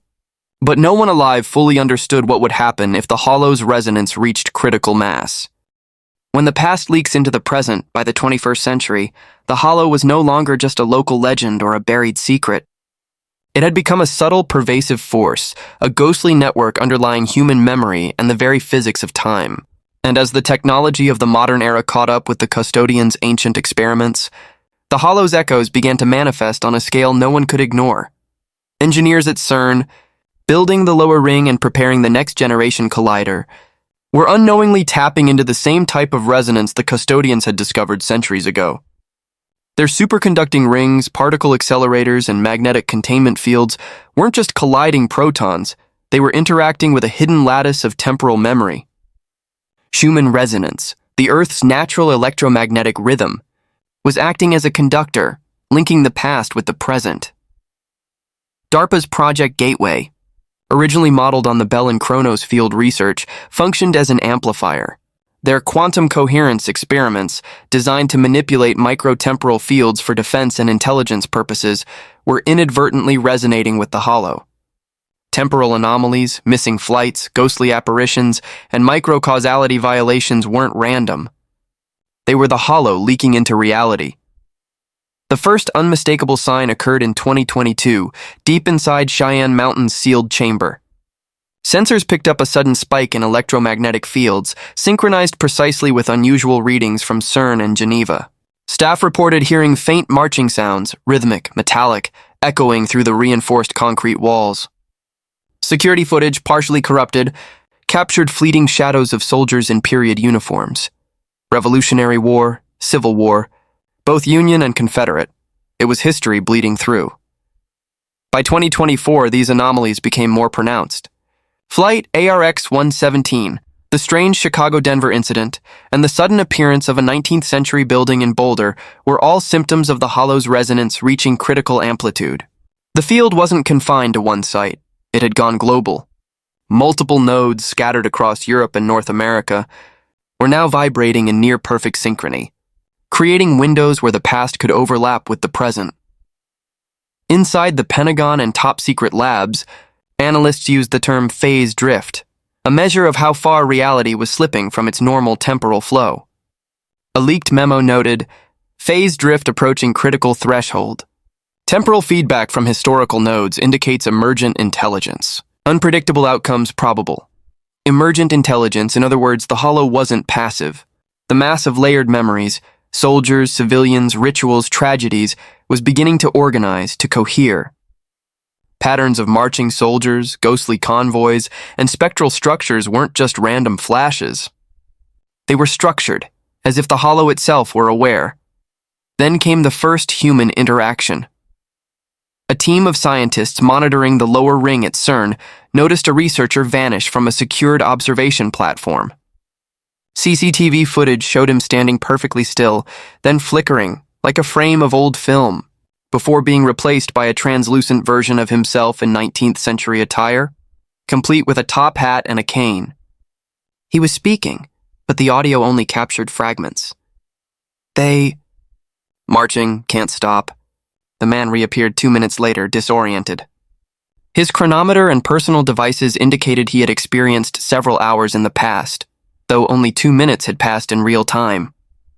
Brain scans later revealed traces of neural activity inconsistent with human consciousness, as if his mind had merged briefly with the collective memory of the Hollow. By mid-2025, reports of Chronos events, localized temporal distortions, were appearing more frequently. Power surges, mysterious auroras, vanished vehicles, and people experiencing temporal displacement became regular enough that the military classified them as national temporal hazards. Yet the public remained largely unaware. The Hollow's leaks were subtle, often filtered through glitches in digital networks, fleeting visions, or déjà vu. But in laboratories and military installations, the message was clear: the past was no longer dead. The experiments of Schumann, the Bell, and the custodians had created a lattice of memory and time. When modern technology intersected with it, the Hollow began to awaken. And the pattern suggested something even more alarming. If the resonance reached a critical point, the Hollow would no longer merely leak into the present. It could reshape reality itself, overlaying entire historical periods onto the modern world, bringing the dead, lost, and forgotten fully into existence, permanently. The question wasn't whether it would happen. It was when, and in the hum of the lower ring deep under Geneva, the faint echo of a bell began to ring. The first global Chronos event, the morning of September 14th, 2025, began like any other at CERN. The lower ring had been quietly ramping up for weeks, its superconducting magnets humming at unprecedented energy levels. Security cameras recorded technicians moving about their tasks with habitual precision, unaware that the final alignment had already passed the threshold for the Hollow's resonance. Then it began. At precisely 09:03 GMT, a low-frequency vibration resonated through the lower ring. Monitors displayed unusual fluctuations in the containment fields, spikes that dwarfed anything recorded in previous tests. Simultaneously, satellite sensors picked up a massive Schumann resonance spike. Within seconds, anomalies were reported across Europe, North America, and parts of Asia. Street cameras in Geneva captured fleeting images of soldiers marching down streets that should have been empty. Horse-drawn carriages, wagons, and carriages from different centuries appeared, their passengers oblivious to the modern world. A tram in Zurich was observed carrying passengers in Victorian attire, staring silently through the glass as if trapped between times. In Cheyenne Mountain, NORAD systems reported multiple intrusions of ghostly armored units marching across training grounds, their footsteps synchronized with the resonance patterns coming from Geneva. Pilots flying over the North Atlantic saw phantom ships from the Napoleonic era, complete with sailors adjusting sails and firing cannons that produced no sound but left faint traces of smoke. The lower ring's logs showed something impossible. Particles colliding not just in space but across temporal layers. Electromagnetic fields were twisting and warping, creating pockets where multiple eras overlapped. Scientists witnessing the data couldn't reconcile it with known physics. Entire timelines were bleeding into the present. In Denver, residents reported missing hours. One man, a historian specializing in the Civil War, saw entire regiments marching down the street, their muskets glinting in the autumn sun. When he blinked, they were gone. But the imprint of their march remained. Hoofprints in asphalt, frozen leaves, the faint smell of gunpowder in the air. At CERN, the scientists scrambled. Alarms blared. Attempts to shut down the collider failed. The energy of the hollow had become self-sustaining. Electromagnetic pulses began spreading outward, causing temporary blackouts, minor earthquakes, and erratic behavior in digital systems worldwide. Phones displayed dates from 1912. Digital maps shifted, showing old buildings that no longer existed. By mid-afternoon, the first confirmed human encounters were recorded. In Paris, a café terrace vanished momentarily from sight, replaced by a scene from 1942. German officers inspecting a street corner while civilians hurried past. Witnesses described it as surreal. People appeared and disappeared, time folded like paper. Social media exploded. Videos and photos captured anomalies, but most were dismissed as deepfakes or glitches. Governments issued vague warnings about localized electromagnetic interference, while military and scientific agencies moved to contain the phenomenon. And yet, it could not be contained. The hollow, now fully resonant with the lower ring's energy, had begun to actively restructure reality. Multiple timelines were no longer just overlapping, they were interacting. Objects from the past materialized and dematerialized. People glimpsed ancestors they had never met, some of whom spoke in languages that had been extinct for centuries. The most disturbing reports came from former battlefield sites in Virginia and Pennsylvania. Entire regiments dead for over 100 years were seen marching, shouting orders, engaging in skirmishes, while modern tourists and historians fled in terror. In some cases, these ghostly figures interacted with the living, pushing people aside or staring directly at them. Inside the lower ring's control room, Dr. Reinhard Krauss realized the truth. We haven't just opened a window to the past. We've unlocked a door. The hollow is awake. Across the world, similar phenomena erupted near known historical battlefields, ancient sites, and former military installations. The event was global, a literal temporal storm. The cumulative energy of decades of warfare, combined with centuries of bound memory and the new experiments at CERN and Project Gateway, had reached the critical threshold. For the first time, humanity could see history in motion, and it wasn't confined to textbooks or holographic simulations. It was chaotic, violent, unpredictable, and very real. The lower ring's hum escalated into a deafening roar, a bell echoing across time itself. And from within the resonance, voices began to speak, not through radios or loudspeakers, but directly into the minds of those nearby. Words in forgotten languages, commands, prayers, screams, and warnings overlapped, forming a chorus of the past. Some witnesses went mad. Others were physically altered, their memories rewritten with fragments from different eras. And a few, the lucky ones, recorded the first undeniable proof. The hollow had become a living, breathing entity, capable of interacting with the present in ways humanity could neither predict nor control. September 14, 2025, became known, quietly, to those who survived, as the day the past returned, and the bell, buried in technological disguise for nearly a century, continued to ring. The architects of time. The world didn't know it yet, but the first full-scale Chronos event had changed everything. Governments scrambled, scientists panicked, and civilians captured fleeting images of soldiers from every era marching down modern streets. Entire cities were subtly overwritten with historical echoes. Parts of Paris in the 18th century, Philadelphia in 1776, Berlin in 1943. Emergency meetings convened in secret bunkers worldwide. The United Nations established a task force codenamed Project Continuum, combining the military, intelligence agencies, and the world's leading physicists. The directive was simple in theory: contain the hollow, stabilize reality, and prevent total temporal collapse. But in practice, they faced an impossible problem. The hollow wasn't passive. It was already semi-conscious, reacting to modern stimuli, learning from the humans observing it. Attempts to disrupt resonance through electromagnetic pulses or quantum damping only caused localized spikes, making ghostly phenomena more intense. At CERN, Dr. Reinhard Krauss and his team discovered something unprecedented. Embedded within the field were patterns not random but intentional. Mathematical sequences and energy modulations hinted at a controlling intelligence, a design, not a natural anomaly. The shocking truth came from a leak within DARPA's top-secret files. The project known as Gateway had never been purely experimental. It had been activated intentionally, and its operations were coordinated with a cabal of powerful figures dating back to the custodians. This group, referred to in fragments as the Architects, had used centuries of ritual, technology, and influence to guide humanity's experiments, ensuring that the Hollow would reach critical resonance in the modern era. Emails recovered from a defunct DARPA terminal revealed chilling directives. Phase alignment must reach T plus 181.5 years from the original activation. All nodes operational, civilian temporal exposure minimized but unavoidable. The bell must awaken. Reality is the instrument.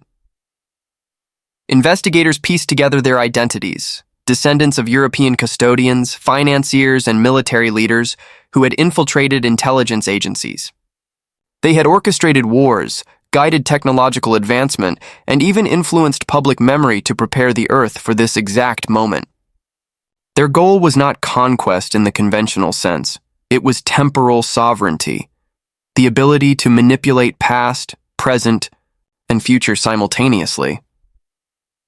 Field teams sent into zones of high temporal instability documented surreal phenomena.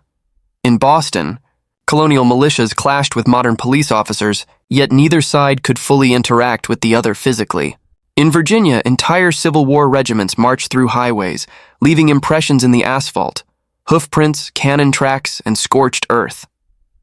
In Geneva, scientists recorded overlapping particle streams representing not only decades of research but centuries of prior knowledge from long-dead physicists and alchemists.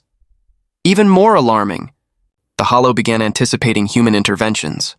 Attempts to stabilize fields using standard technology often failed because the Hollow responded before the action was fully executed. It was as though the collective memory of millennia was calculating outcomes in real time. In private, Dr. Krauss confided to a small circle. The Architects didn't just want to open a door. They wanted to teach it to walk on its own. Meanwhile, civilians caught glimpses of figures moving deliberately through the chaos. Shadowy individuals in modern suits who seemed unaffected by temporal distortions, slipping through history like ghosts. These were agents of the Architects, guiding events, ensuring the Hollow did not destroy itself prematurely. The task force realized the most terrifying possibility. If the Hollow's resonance continued to increase unchecked, it could begin overwriting the present with the past, erasing modern reality entirely. Entire cities could be reverted to earlier centuries, rewriting human history, and perhaps erasing entire populations.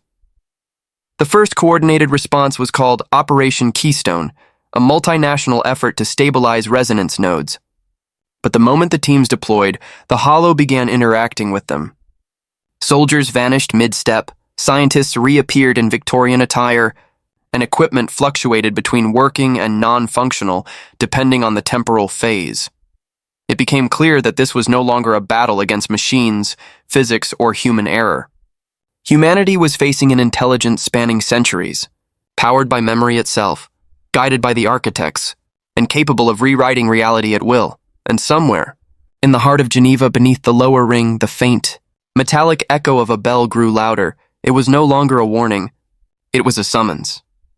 The bell awakens by October 2025. The world was on edge. Cities across Europe, North America, and parts of Asia were experiencing overlapping temporal phenomena on an unprecedented scale.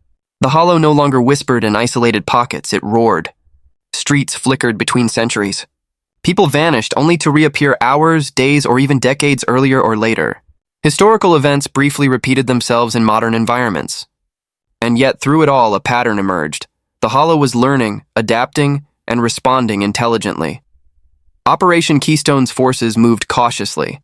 Soldiers, scientists, and intelligence officers were assigned to stabilize resonance nodes using portable quantum dampers and magnetic field disruptors. At first, small successes were reported, fleeting moments of temporal normalcy in localized areas. But the Hollow reacted. Entire regions experienced sudden reversals of time. A training base in Germany saw tanks morph into horse-drawn artillery. A modern laboratory in Boston flickered into a Revolutionary War-era barracks, complete with soldiers unaware of their modern surroundings. Then came the first direct communication. Dr. Reinhard Krauss, observing the lower ring in Geneva, reported hearing voices in his head, fragmented, multilingual, layered. One sentence repeated clearly over and over, "The bell lives." The bell learns it was not a hallucination. The hollow was speaking through resonance, directly interfacing with human consciousness. Attempts to shut down the collider only amplified the communication. The hollow wasn't just a field, it was a nascent intelligence, bound to centuries of memory and powered by human observation, emotion, and conflict. Meanwhile, agents of the architects moved freely through the chaos. Unlike ordinary humans, they seemed immune to the hollow's distortions. Using advanced knowledge of the resonance lattice, they guided its growth, ensuring the hollow remained coherent rather than collapsing into chaotic feedback. Their goal was terrifyingly clear. They intended to merge the past and present under their control, essentially creating a world where they could manipulate history itself. Field teams encountered their first true anomaly in New York City. A skyscraper district flickered into a 1920s cityscape, complete with horse-drawn carriages and period-dressed pedestrians. Soldiers from Operation Keystone tried to intervene, but one by one members vanished, leaving behind shadows and faint echoes, fragments of themselves in temporal flux. Witnesses reported hearing orders shouted in multiple languages simultaneously: French, German, English, Spanish, as though centuries of memory were overlaying onto the present. Inside Geneva, Krauss and his team discovered the hollow's core pattern. It was a lattice of nodes corresponding not to physical locations, but to historical significance and emotional resonance. The more conflict, tragedy, and human observation associated with a node, the stronger the resonance. Wars, massacres, revolutionary events, and disasters were the hollow's power sources. The hollow was not malevolent, it was self-preserving.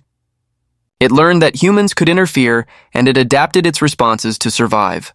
But in doing so, it threatened to overwrite reality entirely. The architects, however, had anticipated this. In a secure chamber beneath Geneva, they activated a control array designed to shape the hollow's resonance. The moment the bell's hum grew deafening, a single figure appeared before the scientists. A man in a long coat, brass insignias glinting in the fluorescent light. His eyes reflected centuries of knowledge in a terrifying calm. "You see only chaos," he said. "We see the doorway. History is malleable, memory is power, and the bell is the key. Humanity has been an experiment since the first activation. Now, you will witness the next phase." With that, a pulse surged through the lower ring. Across the globe, nodes synchronized. Cities collapsed into layered timelines. Soldiers from every era marched side by side. Skyscrapers became castles. Modern humans witnessed their ancestors walking among them. And in the midst of it, the hollow solidified its semi-conscious form, a shimmering, bell-shaped distortion suspended in the air, ringing through the lattice of time. For the first time, humanity faced the bell fully awake, and the architects were no longer hiding. They were orchestrating the next evolution of history itself. The question now was not survival. It was resistance. Could humanity impose order on a consciousness that spanned centuries? Or was the bell destined to rewrite reality according to the designs of a few shadowed hands? First strike against time. By late October 2025, Operation Keystone had mobilized a coordinated assault on the hollow's resonance nodes worldwide. Scientists, soldiers, and engineers worked feverishly to deploy experimental technology designed to dampen the hollow. Quantum dampers, superconducting field disruptors, and particle phase inhibitors. The goal was audacious: stabilize the global temporal lattice before reality itself, fractured beyond repair. The first coordinated strike targeted a major node in Geneva, the heart of the lower ring. Military convoys and armored vehicles surrounded the facility, while teams of physicists operated the dampers in calculated synchronization. The operation began at precisely 0217 local time. At first, the effects were promising. The bell-shaped resonance field flickered, like a candle fighting wind.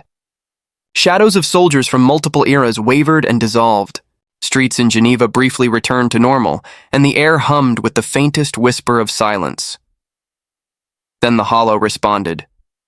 The bell's resonance intensified instead of weakening. Nodes across Europe pulsed in unison.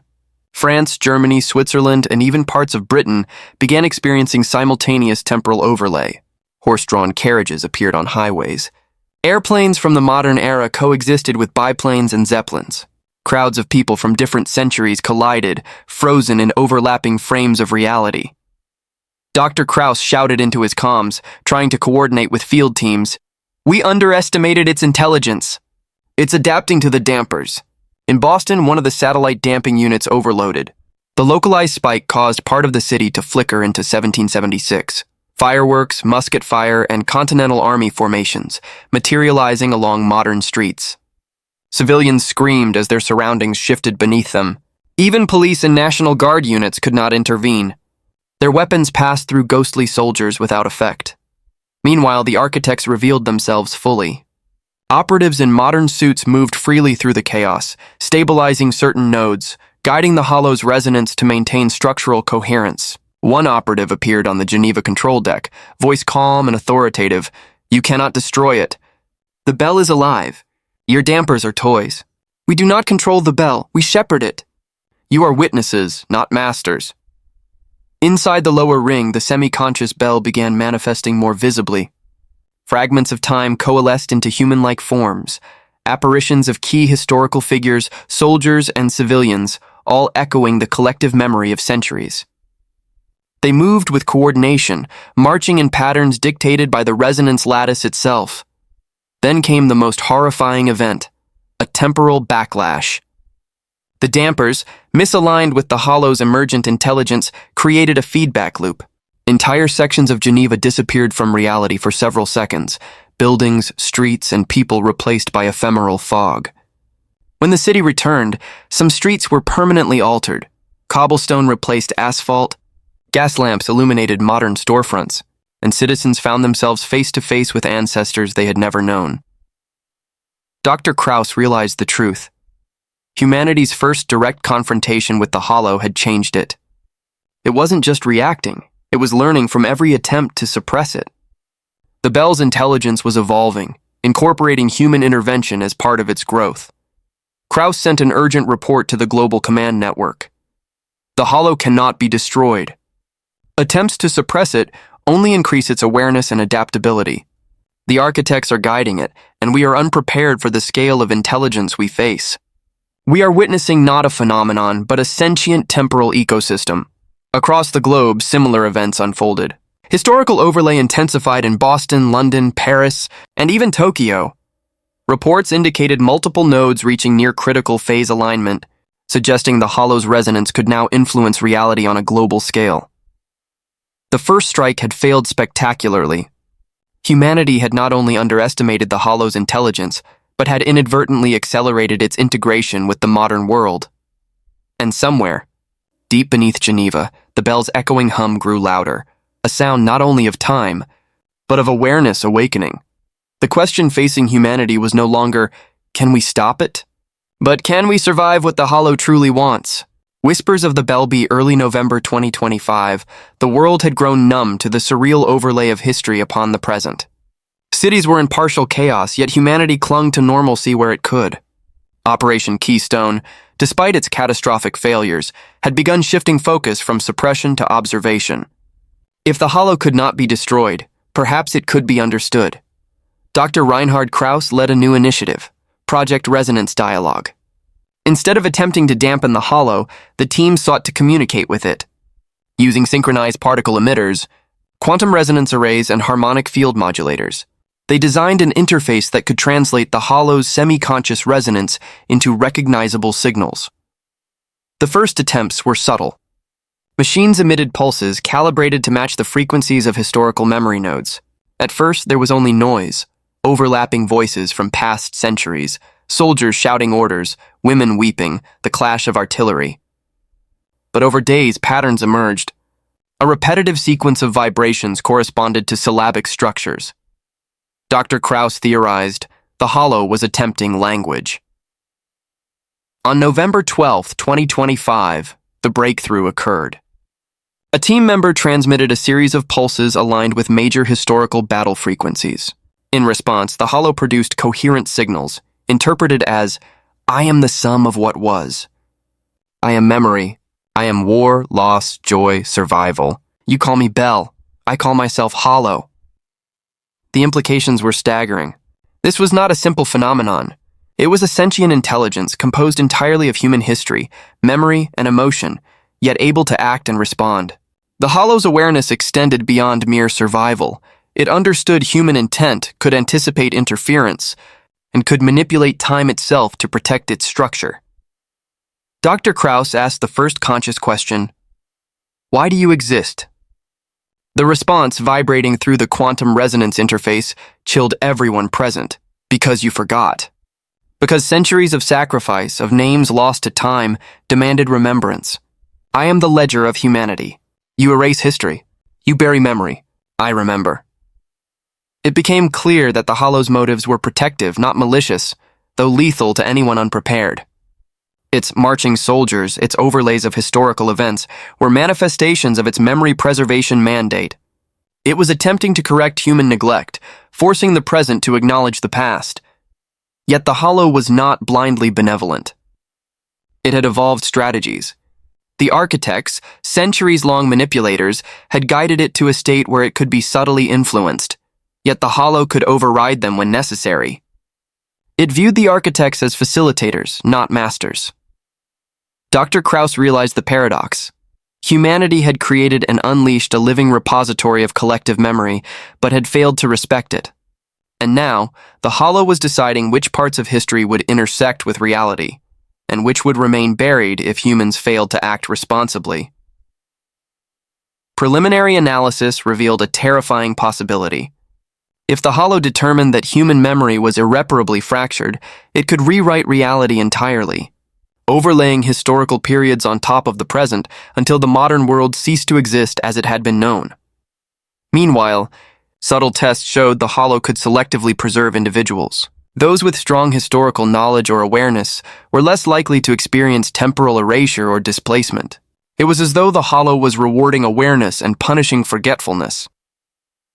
Krauss documented the first communication session. The Hollow is both judge and historian. It is teaching humanity that forgetting is fatal. The architects are merely its conductors. They do not dictate its will. The bell is alive, and it will ensure history remembers, whether we are ready or not. Outside, cities continued to flicker between eras. Soldiers, merchants, revolutionaries, and unknown figures walked alongside modern humans. Yet for the first time, the task force understood the rules. Interact consciously, respect memory, and you survive. Ignore history and you vanish. The world had shifted from confrontation to negotiation. Silent, delicate, terrifying, and deep beneath Geneva, the bell rang once more, not just as sound, but as a message, remember or be forgotten. Negotiating with memory by late November 2025, it was clear that brute force could not contain the Hollow.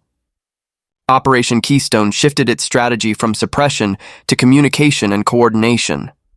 Dr. Reinhard Krauss spearheaded the initiative, now called Project Temporal Accord, aiming to negotiate with the Hollow rather than fight it.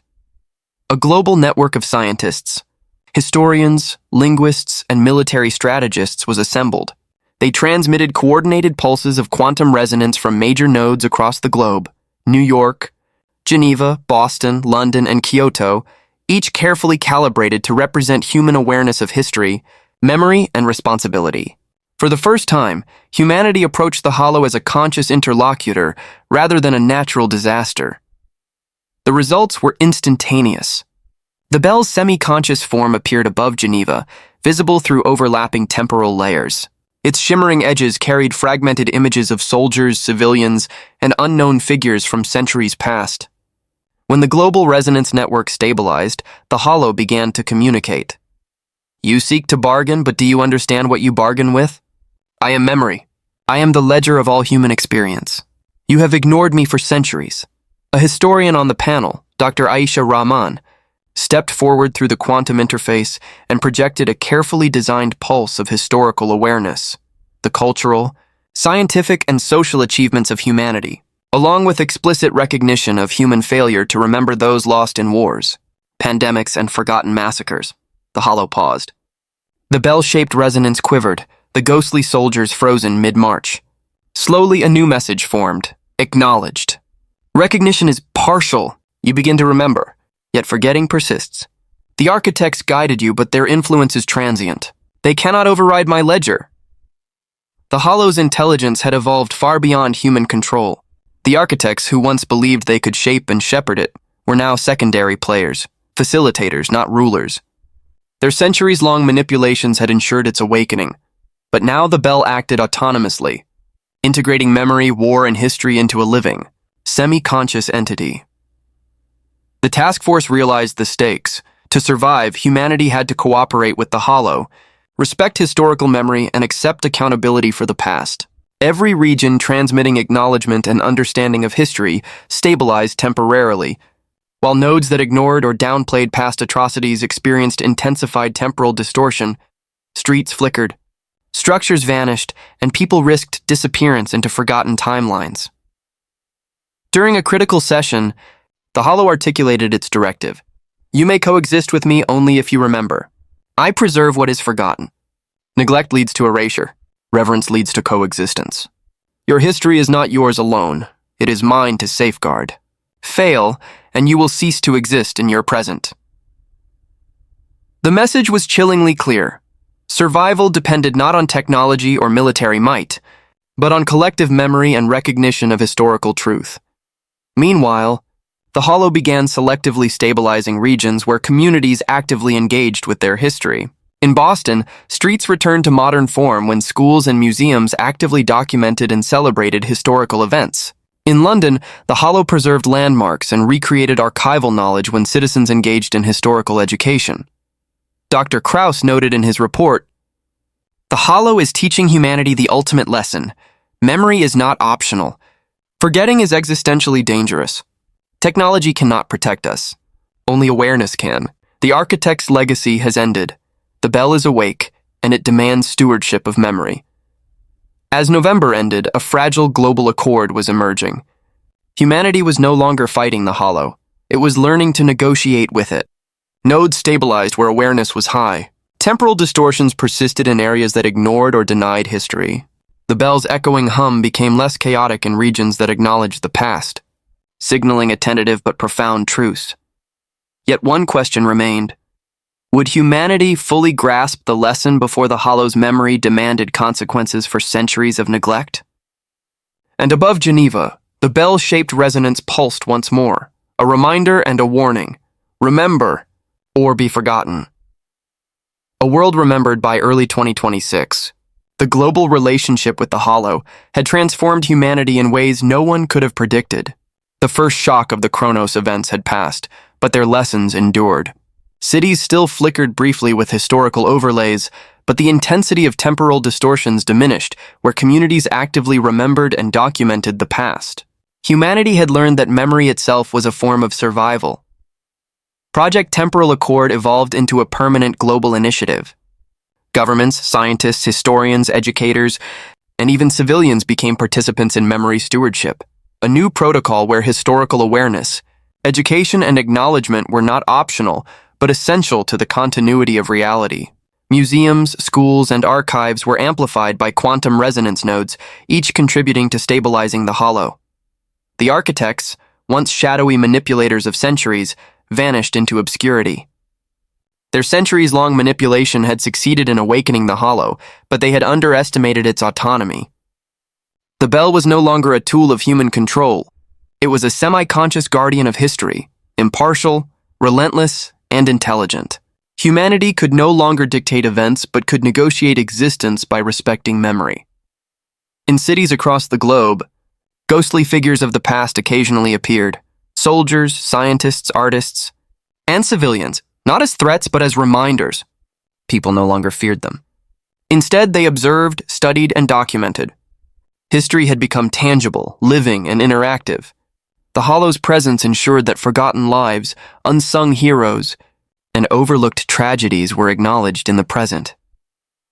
Dr. Reinhard Krauss reflected on the lessons of the past year. The Hollow is not punishment. It is vigilance. It preserves what we choose to forget.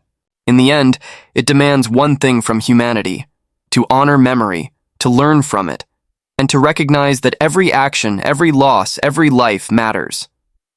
Survival is not guaranteed by power or technology, but by awareness.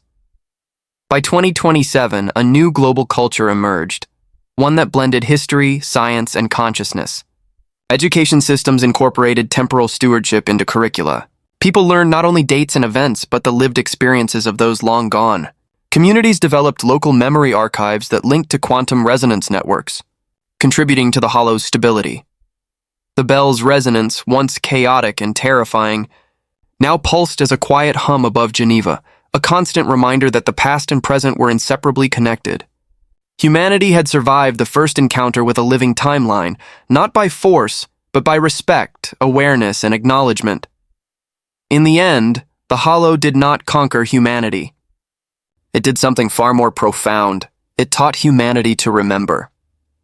And in that remembrance lay hope, not just survival, but a future where history, memory, and the present coexisted in harmony. The echo of the bell continued, a resonant promise stretching across centuries. Remember or be forgotten. But those who remember will endure. The world had changed. Humanity had changed.